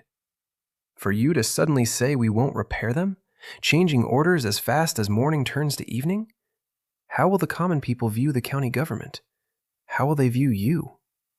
And, irritatingly, that's a real argument. That's the first genuinely good point he's made all week. A magistrate who reverses a posted public order in his first week looks unserious, and unserious magistrates get eaten. But I'd already worked out how to hang him with it, so I asked, calmly, I ask you, is road repair not intended to make the roads unobstructed? Of course. Qingchuan County repairs roads every winter. Is that not so? And Chen, assuming I was about to whine about wasted labor, defended it. Yes, but other counties are the same. Even the prefecture city does the same.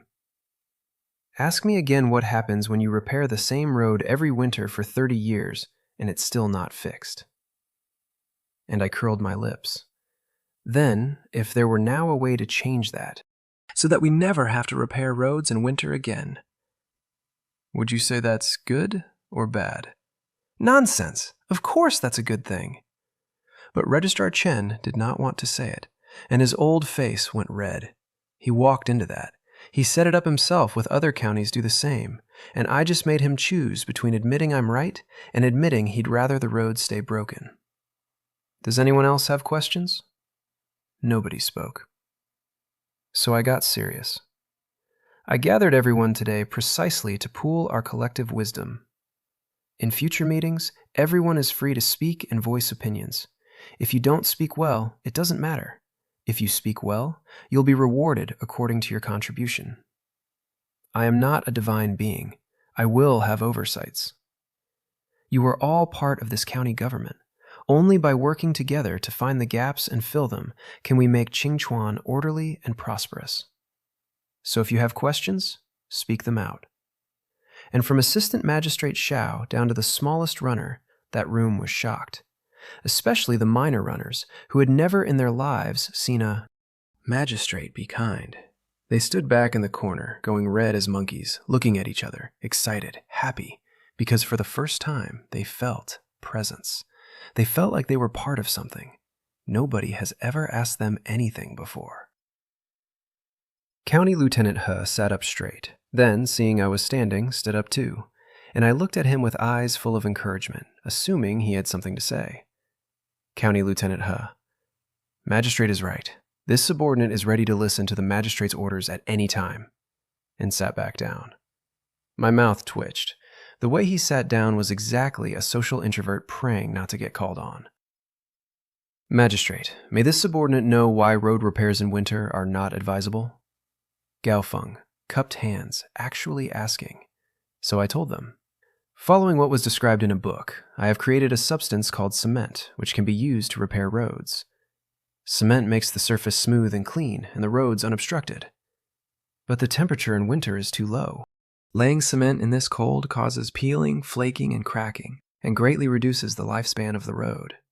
So repairing roads in winter wastes silver and wastes manpower. It is not advisable. Thank you, Magistrate, for clarifying.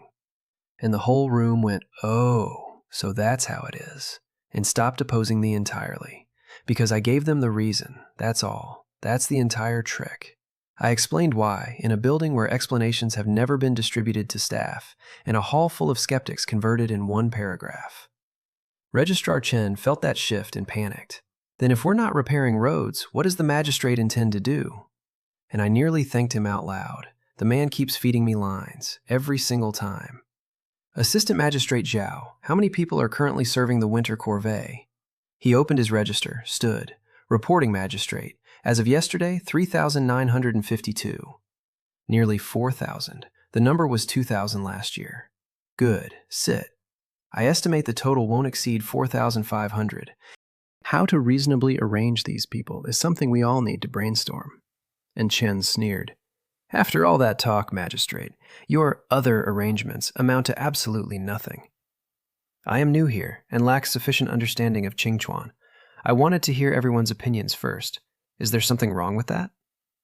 He opened his mouth again, and Xiao Mingli spoke over him. Magistrate, your thinking is thorough. However, ordinary chores can't absorb that many men. Repairing the city walls, on the other hand, is feasible. And then the dam broke. Magistrate, the post station is so dilapidated. Let's build a new one. Better to build a county school, or all our scholars will run off to other counties. I think we could reclaim wasteland and plant more grain next year. And I listened to my own staff generate a development plan and felt extremely pleased with myself. And Xiaoming Li and He listened and grew more and more astonished. Because it turned out everyone had good ideas, actual, well-thought-out ideas. Not nonsense. These men have been sitting in this building for years with those thoughts in their heads. Nobody ever asked. And their eyes came to me with real admiration, truly worthy of being this year's top scholar. And I wasn't flustered by any of it. I've given presentations to top leadership before. This is a Tuesday. Cement can build roads and houses. Neither is suitable in winter. My original plan was to wait for the weather to warm next year, then build a brick kiln, a cement kiln, and a 6-story landmark building that will make people think of Qingchuan County the moment it's mentioned. Internally, cement buildings need steel reinforcement or the structure isn't safe, and steel needs a lot of iron, and I have no idea how much Azure Dragon is coming back with, so that 6-story tower is currently made entirely of vibes. Those who suggested rebuilding the post station and the county school stepped forward, and you could hear a pin drop. Gao Feng glanced at a constable, and the man followed him up. 15, 16 years old, constable's uniform, very spirited. What is your name? Reporting, Magistrate. My name is Commander Zhao Hao. Both of their names are quite unique, aren't they? Gao Feng, General Zhao Hao. Sure, everybody in this county is named like a trading card. Throat cleared. Gao Feng, Commander Zhao Hao. Your suggestions are excellent. The post station and the county school are the face of this county. It's necessary to rebuild them. I'll add both to next year's tasks, along with the city walls. I reward you each 1 tael of silver. After the meeting, go find Registrar Chen to collect. Registrar Chen. Is this Gao person addicted to asking him for silver? Yes, I am. Every reward I issue in this building comes out of his hands, personally, in front of witnesses. He can either pay, which builds my staff's loyalty with his own fingers, or refuse, in public, and become the man who wouldn't hand a constable 1 tael. And the rest of the room was shocked. You can get a tael of silver just for saying a sentence? And they looked at Gao Feng and Zhao Hao with pure envy. Every man in that hall just learned that ideas have a price, and that the price is paid immediately. Then Xiaoming Li stood up and killed the mood correctly. Magistrate, this might not be appropriate. The common people all came for the 10 copper coins. If the winter corvée is postponed, I fear many will not survive this winter. And Chen, sarcastic, by the time you build your kilns, Magistrate, the commoners will have already starved to death. I frowned. Do the common people really have no stored grain at all? In previous years, when the corvée didn't pay, how did the commoners get through it? And Xiaoming Li sighed. In previous years, the county office would open the granaries and distribute grain. But last year, the previous magistrate secretly sold it all off cheaply. The granary has no surplus grain left. My mouth twitched. So that's the actual hole. That's why it's this bad, this year. Somebody sold the county's survival buffer for pocket money and left. The previous magistrate was beheaded. What about his assets? a question I'd been wanting to ask for a long time. They were all taken to cover military pay. And then County Lieutenant He, the quiet one, the one who never volunteers, spoke up. 2 years ago, the imperial court issued a decree that all fiefs must be self-sufficient and stopped distributing relief funds. But Sang Prefecture is not like other princes' fiefs. The northern territories are raided by grassland tribes every year. The Prince of Beikang leads troops to guard Mei City. And the imperial court, using self-sufficiency as the excuse, refused to provide grain or military pay to the Tsanglang army. So the Prince of Beikang beheaded a group of corrupt officials and confiscated their property to pay his soldiers. Holy crap. The Prince of Beikang, who led troops at 13, is genuinely impressive. That is so much courage. If it were me, I'd do the same. Think about what he just described. The capital fenced that man out of the succession with geography. Then it cut off his food and his payroll while the grasslands raid him every year. So he started executing corrupt officials and paying his army out of their estates. He's not funded by the empire. He's funding himself by eating the empire's rot. And the previous magistrate of my county, the one who sold my granary, got processed straight into Kanglang army wages. That's the man whose county I'm standing in. That's whose north this is. And I just said if it were me, I'd do the same. And I meant it. And I have no idea yet how much that's going to matter. Since those assets are gone, we'll have to think of another way. 2 coughs, then loudly. Although many things can't be done in winter, we can select the kiln locations and prepare the building materials in advance. Additionally, reclaiming wasteland is also a good idea. Whoever suggested it, go to Registrar Chen for 1 tael. It was me! I said it! Giggled a constable, foolishly. And the man next to him hissed, Old Huang, hurry up and go show your face in front of the magistrate. He realized, squeezed to the front, and bowed deep with total respect. Subordinate Constable Huang Long thanks the magistrate for the reward.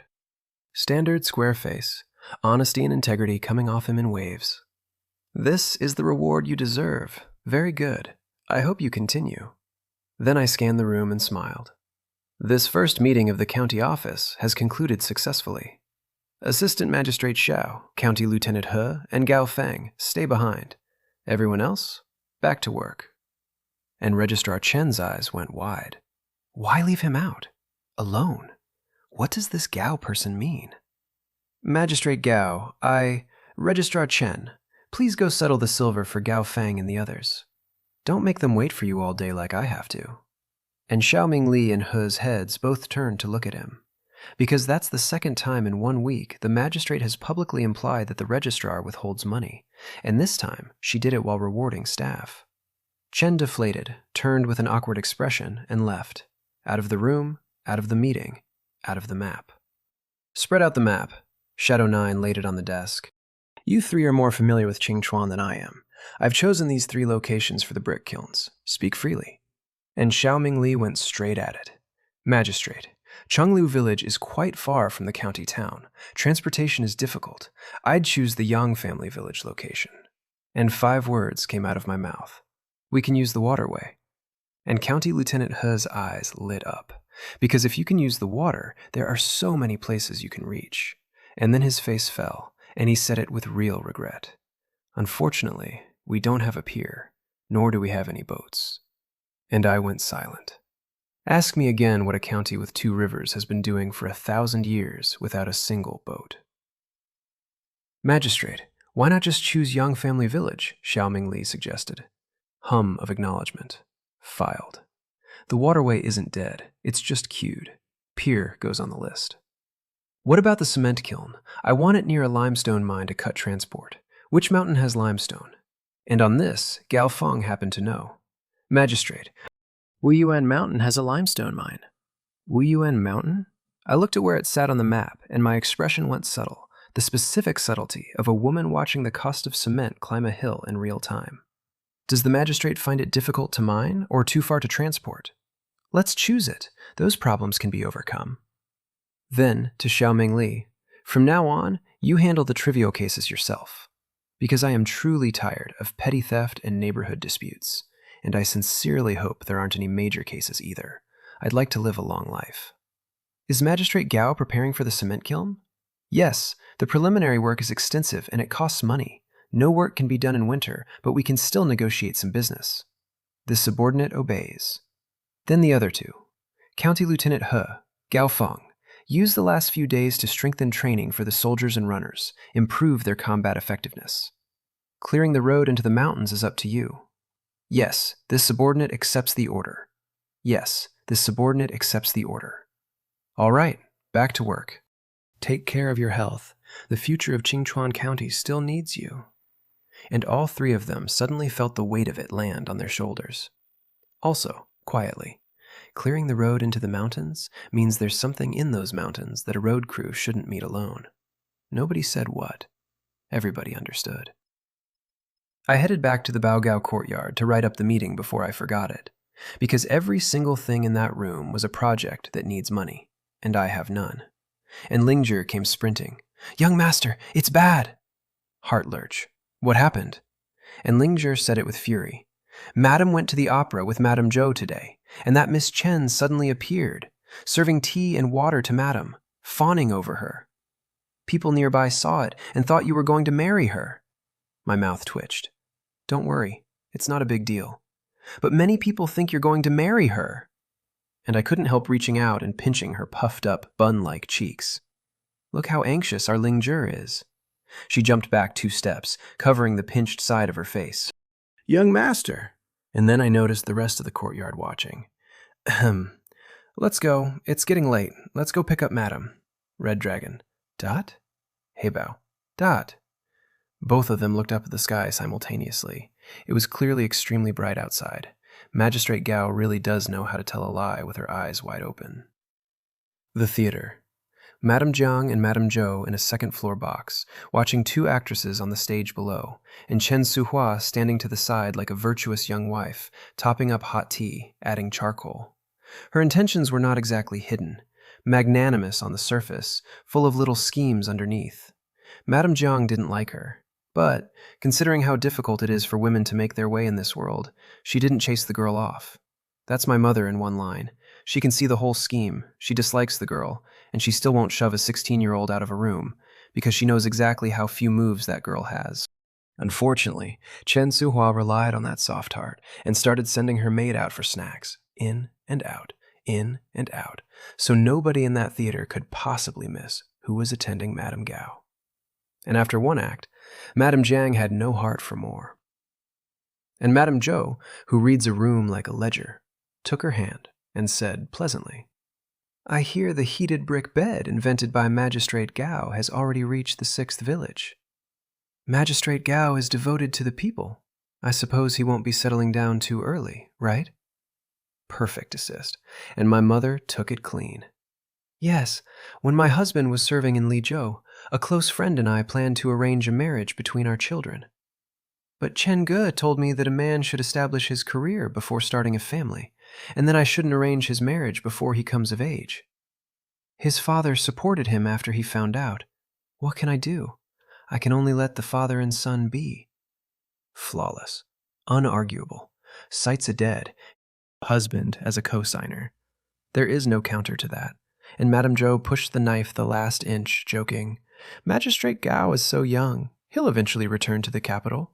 Madame will surely be spoiled for choice among the noble ladies there." And Madame Jiang patted her hand and scolded her playfully. "I won't be that kind of wicked mother-in-law." The implication being, we are, of course, returning to the capital, which is a sentence aimed directly at the girl standing 4 feet away holding a teapot. And Chen Suhua knew every word was for her, knew she was being told to retreat in the face of difficulty. And though she was extremely unhappy, she didn't show a flicker of it. She just kept waiting at the side, smiling.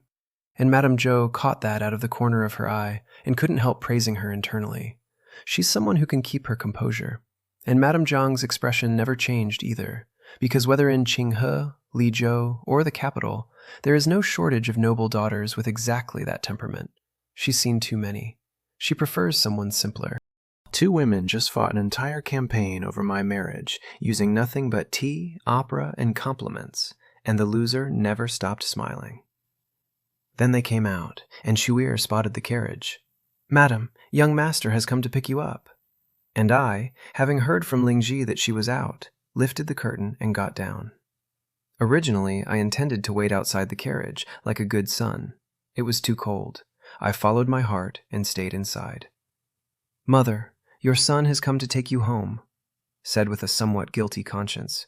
And Madame Jiang saw Lingji standing there and understood instantly what had happened, and who had run to tattle, and why the carriage had suddenly materialized.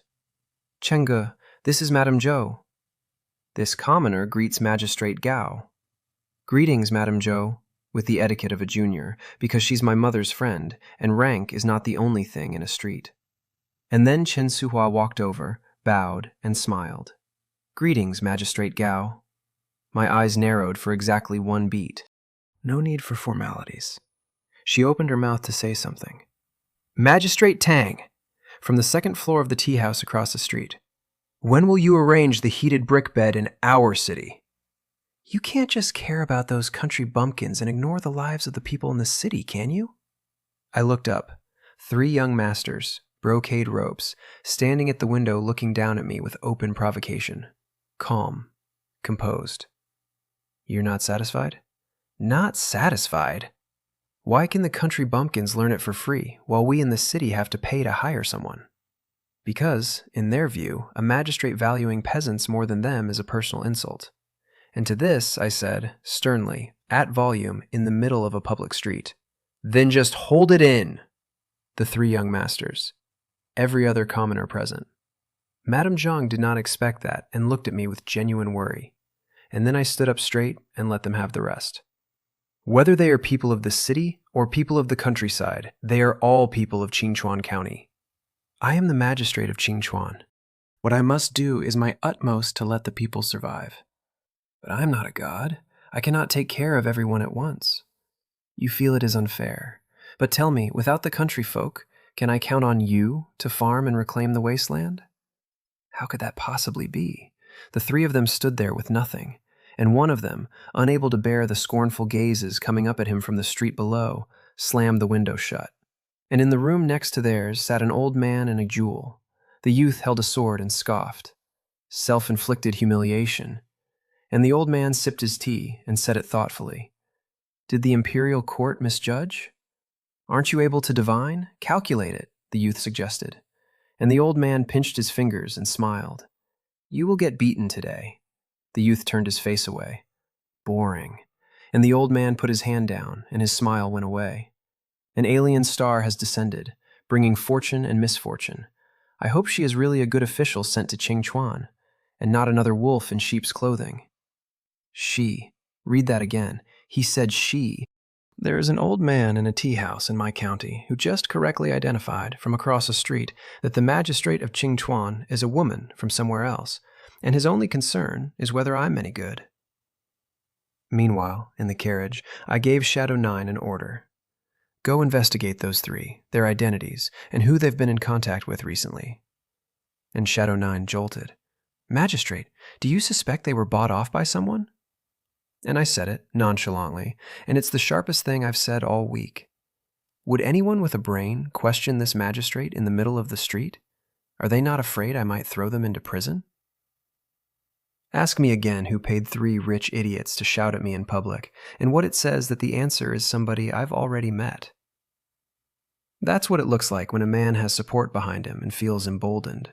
Nobody heckles a magistrate in the street on their own initiative. That takes a sponsor. Rest assured, magistrate, your subordinate will investigate thoroughly and drag out the person behind the scenes. Hum of acknowledgement. And notice what I didn't do. I didn't tell him to focus on Registrar Qin, because by elevating the Li, Cao, and Su families, I moved other people's cheese, and I took thousands of taels and silver notes without showing anybody the slightest appreciation.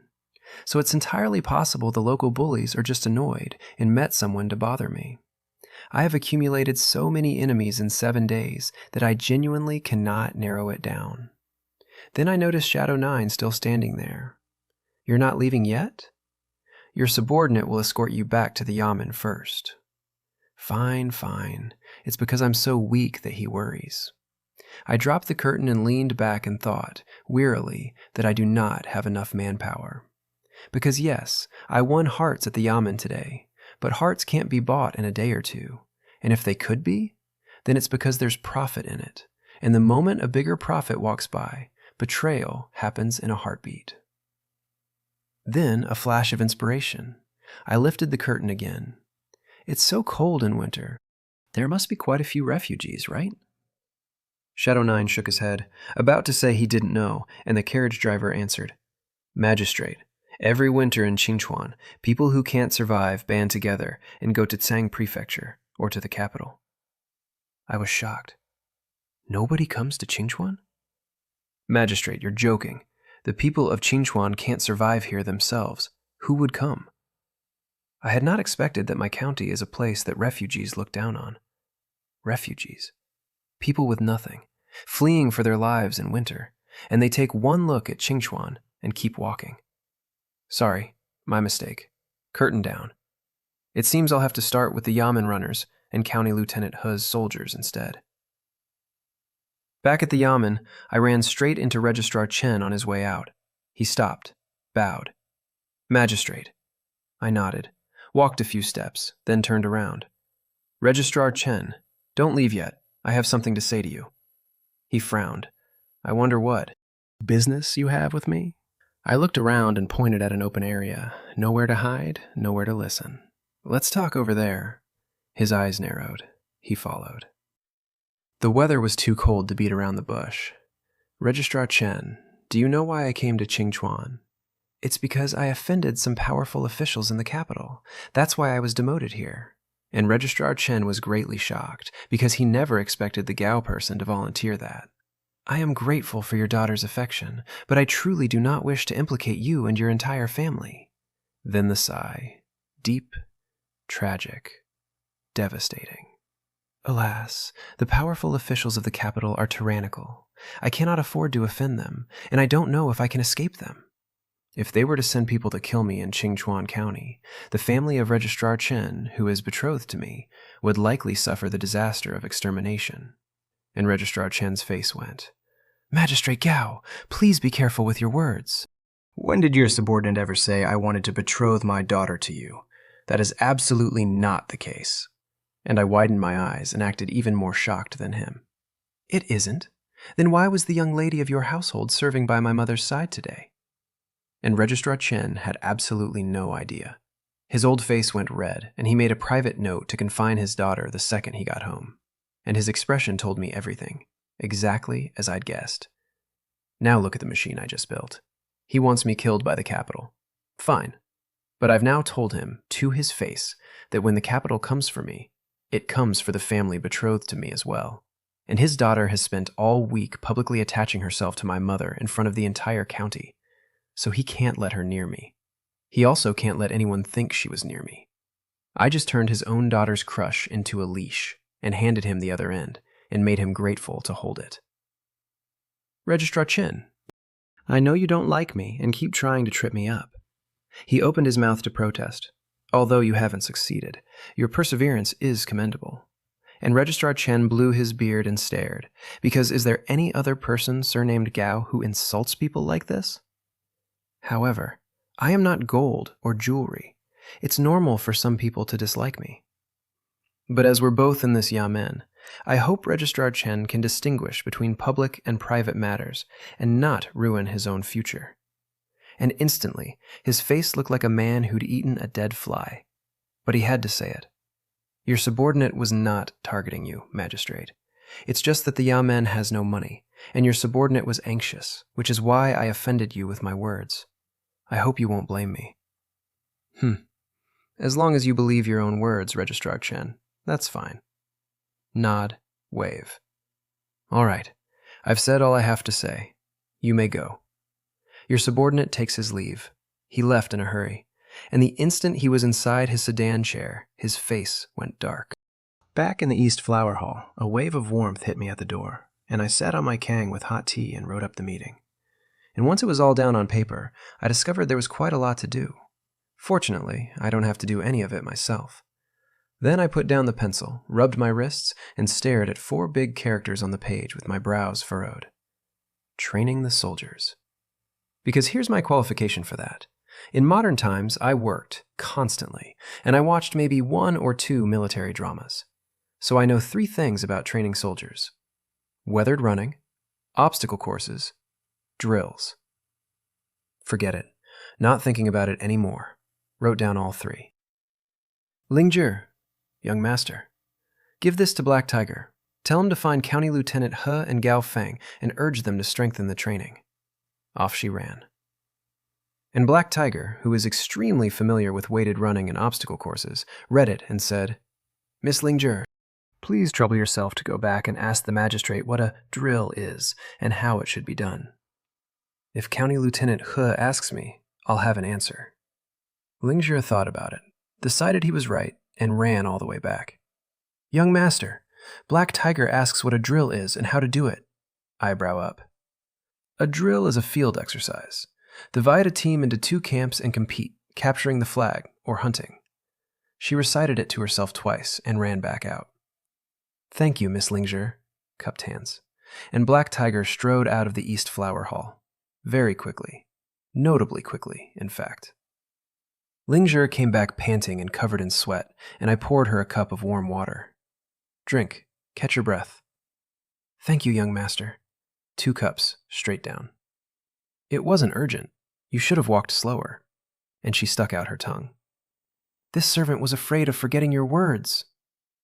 Young master knows so much, even knowing what a drill is. My eyes narrowed slightly, and I picked up a book off the table and tapped her on the head with it. Read more books. Everything is in the books. And Lingzhi shook her head in terror. This servant gets sleepy as soon as I look at a book. You might as well just let me embroider 2 handkerchiefs. My mouth twitched. It seems your name was given in vain. Lingzhi, it means knows books.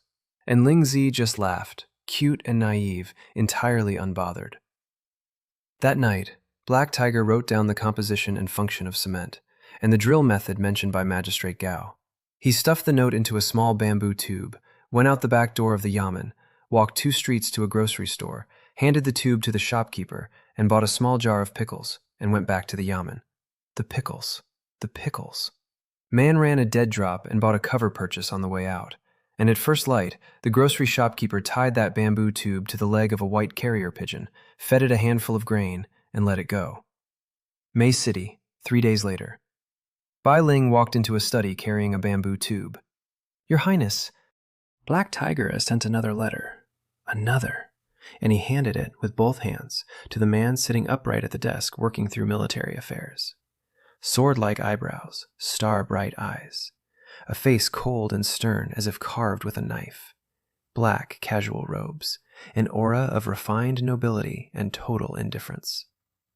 The 4th prince of the great Zhou dynasty, ruler of Chang Prefecture, the prince of Beichang, Zhou Xuanming. He opened the tube, took out the letter, and scanned it by candlelight, and his pupils contracted, and something sharp and piercing came into them. Go and invite the military advisor here. And as the words fell, his expression went straight back to calm composure. And Bai Ling knew instantly that the magistrate of Qingchuan must have made another big move, and hurried off. Another big move. They have a file on me. It's not new. A moment later, He Jiang, military advisor of the Changlang army, arrived. Can't you wait until tomorrow to talk business? The magistrate of Qingchuan isn't going anywhere. Why drag me out at night? Are you trying to watch me catch a cold? Hair tied high, a ring of white fox fur around his neck. Extremely elegant, extremely handsome, a man from the martial world with a noble bearing to rival any great house's heir. It's just a pity that the second he opens his mouth, the entire aesthetic shatters. Also, the study has underfloor heating, and the warmth hit him at the door and made him feel considerably better about his own complaining.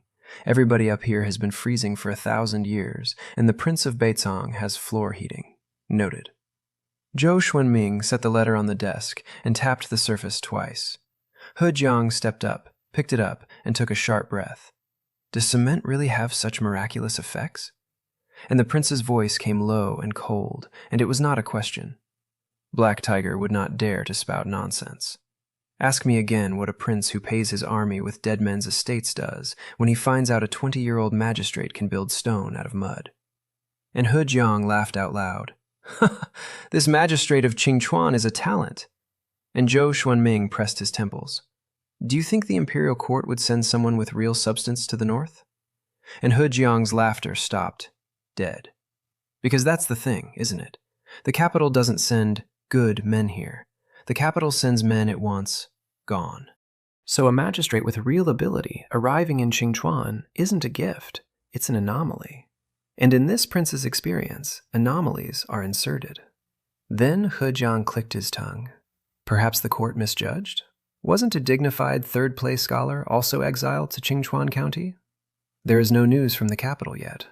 And He Jiang frowned and laid out the whole thing mockingly. The separation of the Yongning Marquis Mansion caused such a huge scene back then, so Gao Yichen's identity should be fine. He himself knows the Marquis Mansion secretly transferred him north to get rid of him quickly, so his father's situation is likely true. Then it's only natural he'd be disappointed in the imperial court and push his cousin into the position of magistrate of Qingchuan, right? Excuse me? Excuse me what? Gao Yichen is alive. My brother, who went missing to mountain bandits, is alive, and these men know him, and he approached them, and he negotiated something, and the deal he made was that his cousin would take the magistrate's chair. His cousin. Which means the Prince of Beichong's inner circle believes the man sitting in my seat is a male Zhang cousin doing a favor. Nobody up here knows about the daughter. Nobody up here knows there is a daughter. And that's why 5 armed men with martial arts matching a shadow guard happened to be saved on a road, and happened to need employment, and happened to sign 3-year contracts. They're not my bodyguards. They're my brother's collateral, and they report to the man reading this letter. Although that's the case, Gao Yichen approached us on his own initiative, so he cannot be fully trusted. And Zhou Xuanming gave the order. Send someone to Qinghe. And He Jiang knew exactly what that meant. Investigate the magistrate of Qingchuan. And complained, "Hey, why do you need so many schemes? Isn't it tiring to live like this?" And Zhou Xuanming's handsome face stayed calm, and his dark brown eyes went cold and piercing as ice. And Bai Ling couldn't help defending his master. If His Highness were not cautious enough, he would have already become a pile of bones. And here's what Bai Ling deals with every year. Several spies, from the imperial court and from other countries. They come at His Highness through every possible channel. And even though he's a master of martial arts, he carries many fatal wounds on his body. He's lucky to be alive. That's the honest assessment from the man whose job is keeping him that way.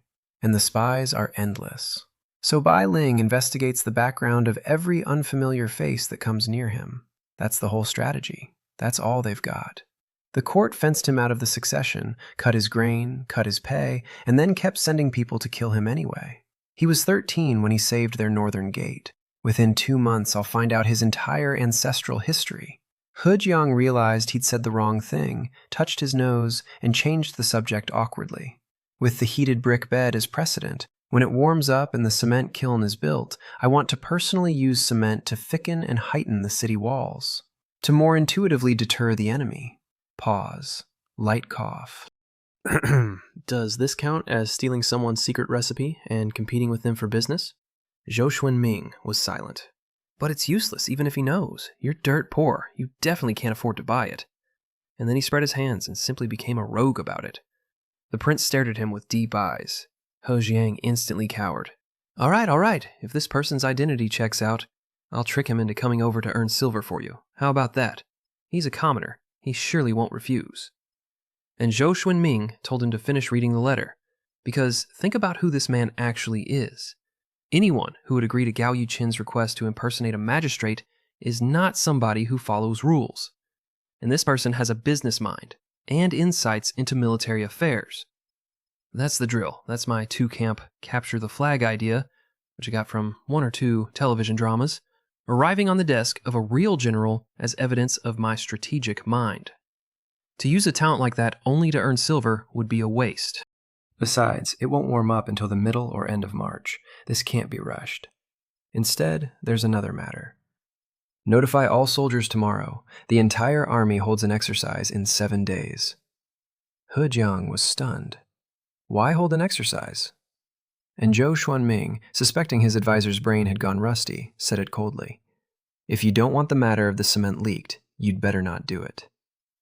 You want the matter of the cement leaked? Arrange it as soon as possible. Look at that. He read about a drill in a letter and instantly used it as cover because an entire army suddenly maneuvering gives him a reason to move, to reorganize, and to see which faces go where without a single spy understanding why. He's using my TV drama idea as a counterintelligence sweep before the ink dries. Are there spies in the army again? He Jiang looked shocked, then realized something. Wait, you always dump things on me. I'm just a target you put out in the open. Doesn't your conscience hurt? And Zhou Xuanming asked coldly, Otherwise, would you like to be in charge of the bounties for Qiao Pavilion? Instantly, He Jiang's face said no thanks. Your martial arts are good. You should go. By the way, remember to go to Blackwater Stronghold after you finish. I always feel like something's going to happen recently. And the prince's eyebrows moved slightly, and he hummed. Then He Jiang said the thing that mattered. While you're at it, go to Qingchuan County and win over that magistrate. This person has outstanding abilities and will emerge sooner or later. If someone else snatches them away, it would be like planting a nail in the north. And the prince said, No need. Low. Final. Because as long as this person isn't a spy for any faction, there will surely be a place for them in the imperial court. And keeping them in Song Prefecture would be a waste of talent. That's the man. The court starved him, fenced him out of the throne, and sends assassins at him every year. And he just refused to recruit the most valuable person in the north, because it would cap their career. He'd rather give me to the empire that's trying to kill him than clip my wings. Meanwhile, Magistrate Gao Ruoyan did not yet know she had been targeted by a big shot. At this moment, she was planning to get something for nothing. Oh no, sorry, investment promotion. Because here's the arithmetic. All of next year's projects, labor and materials, rough estimate, need over 10,000 taels. Total sharing to date, 4,500. And after the winter corvée, another 600 or 700 comes straight off the top. The silver is even more insufficient than it looks. So I spent 3 days drawing architectural plans for a department store. First wave invited, Feng Yuan, Zhou Jing, Pan Ming. Only them. After the first county meeting, I'd had a meeting room built in the Qinmian Hall courtyard. 1 long table, 10 chairs on each side. I invented the conference room. I have brought the boardroom to the 11th century. And those tables and chairs were made by Zhao Hu, the carpenter, the plaintiff from the chicken case. My first ever verdict is now my furniture supplier. The 3 came in and started to salute, and I waved it off. No need for formality. Sit as you please. And they were confused and sat in 3 adjacent seats like nervous schoolboys. I wonder why Magistrate Gao has summoned us. First, take a look at the survey forms on the table. Survey forms? They looked down. Papers marked department store, sewn together in the top left corner with needle and thread, which they found quite ingenious. I invented the staple, by accident, as set dressing. And they each read a line out loud, amazed. Zhou Xing. What troubles have you encountered when buying things? Feng Yuan, have you ever seen a 6-story high shop? Pan Ming, what do you hope to have in the department store? 3 of the richest men in the county, filling out market research they have no word for. Magistrate Gao, where is this department store? Feng Yuan, excited. Qingchuan County, construction starts in the spring. The department store is a large-scale commercial establishment integrating dining, tea, shopping, and entertainment. The goods will be diverse, everything available. It's currently in the investment promotion stage. Calm. Composed. Because you were the first to donate to the county government, you are also the first selected by the county government. However, this is based on a voluntary principle. You may choose whether or not to cooperate. Voluntary. Sure. And here's the real plan, which nobody in that room can see. Once the blue bricks and the cement are flowing, I replicate this identical building in every other prefecture city. I don't need to run a single business. I just rent out the shops, and I will never lack silver again. I'm not building a mall. I'm building a template, and I'm getting the locals to fund version 1. I simply don't believe there isn't one person with vision in all of Qingchuan County. And the reactions split instantly. Feng Yuan calmed down. Deflated. He wanted a favor. He got a prospectus. And Pan Ming's eyes flickered. Magistrate Gao is asking us for silver. She says voluntary, but do we dare refuse? I heard 3 families sent 1,000 taels each. Could it be we fed the magistrate's appetite too much? Sharp. He's the sharpest of the 3, and he's arrived at exactly the wrong conclusion. He thinks I'm a shakedown escalating. And Zhou Xing kept his head down, flipping through the survey form, assessing the value of the department store. He's not reading it as a threat. He's reading it as a deal. I said nothing. I let them sit in it. And after a long while, Zhou Xing looked up. Magistrate, may I ask how you intend to construct a 6-story building? There it is. That's the investor's question. Not, what does it cost me? Can it be done? Rest assured, I've already drawn the architectural blueprints. We begin as soon as spring arrives, and it will be the only one of its kind in all of Tsang Prefecture. I did not say the entire Great Zhou dynasty. That would be too conspicuous.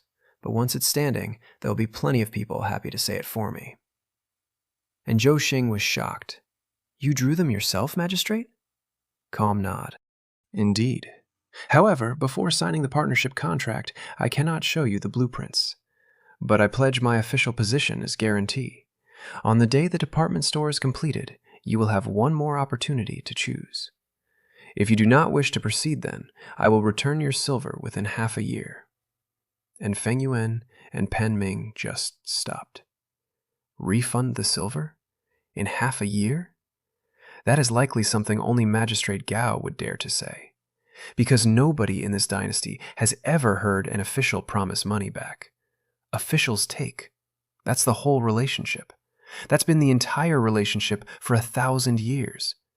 And I just offered them a guarantee, backed by the only thing I actually own, the chair I obtained by fraud, under my missing brother's name, in a county where the registrar is trying to have me killed. Let me tell you where I am, 13 days in. 13 days ago, I woke up in a stranger's body with my chest bound flat, while a weeping woman explained that if anyone found out what I was, everyone I'd just met would be beheaded. I had 52 tails, a crumbling wall, a granary somebody sold, a map with 2 rivers and no boats, a registrar taking money from the family that murdered my father, and a county so poor that refugees walk past it. Now every household in 6 villages sleeps warm. A mason from Gao family village is going to spread that across 13 prefectures. There's a cement floor curing under oilcloth in my courtyard. 4,000 men are coming to build me a factory instead of patching a road that never stays patched. My assistant magistrate knelt in the dark and thanked me on behalf of the dead. And the 3 richest men in Qingchuan are sitting in the first boardroom in the history of the Great Zhou dynasty, filling out survey forms, trying to work out how to give me their money. And I still can't use my own name. That's the joke. That's the whole joke. I skipped the imperial exam. I escaped the 3 obediences and the 4 virtues. I got everything a woman in this dynasty can't have by becoming a man who doesn't exist, standing in for a brother who's alive, and negotiating with a prince I've never met about a cousin who isn't me. Every single person who admires me admires somebody else, including my mother. But the pieces are on the board now. There's an old man in a tea house who took one look across a street and said, she. There's a prince in Mei City who has decided to hand me to the Empire rather than clip my wings, and who is riding to Blackwater Stronghold, and then to Qingchuan County because his advisor feels something is going to happen. There's a spy in my yamen with a pigeon and a jar of pickles. There's a registrar who has stopped trying to embarrass me and started doing arithmetic about extermination.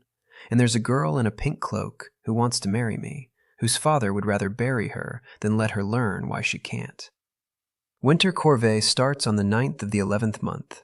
4,000 men, 15 days, 52 taels in the treasury, and every coin I have sitting in a money shop in copper, waiting. Ask me again on the 9th.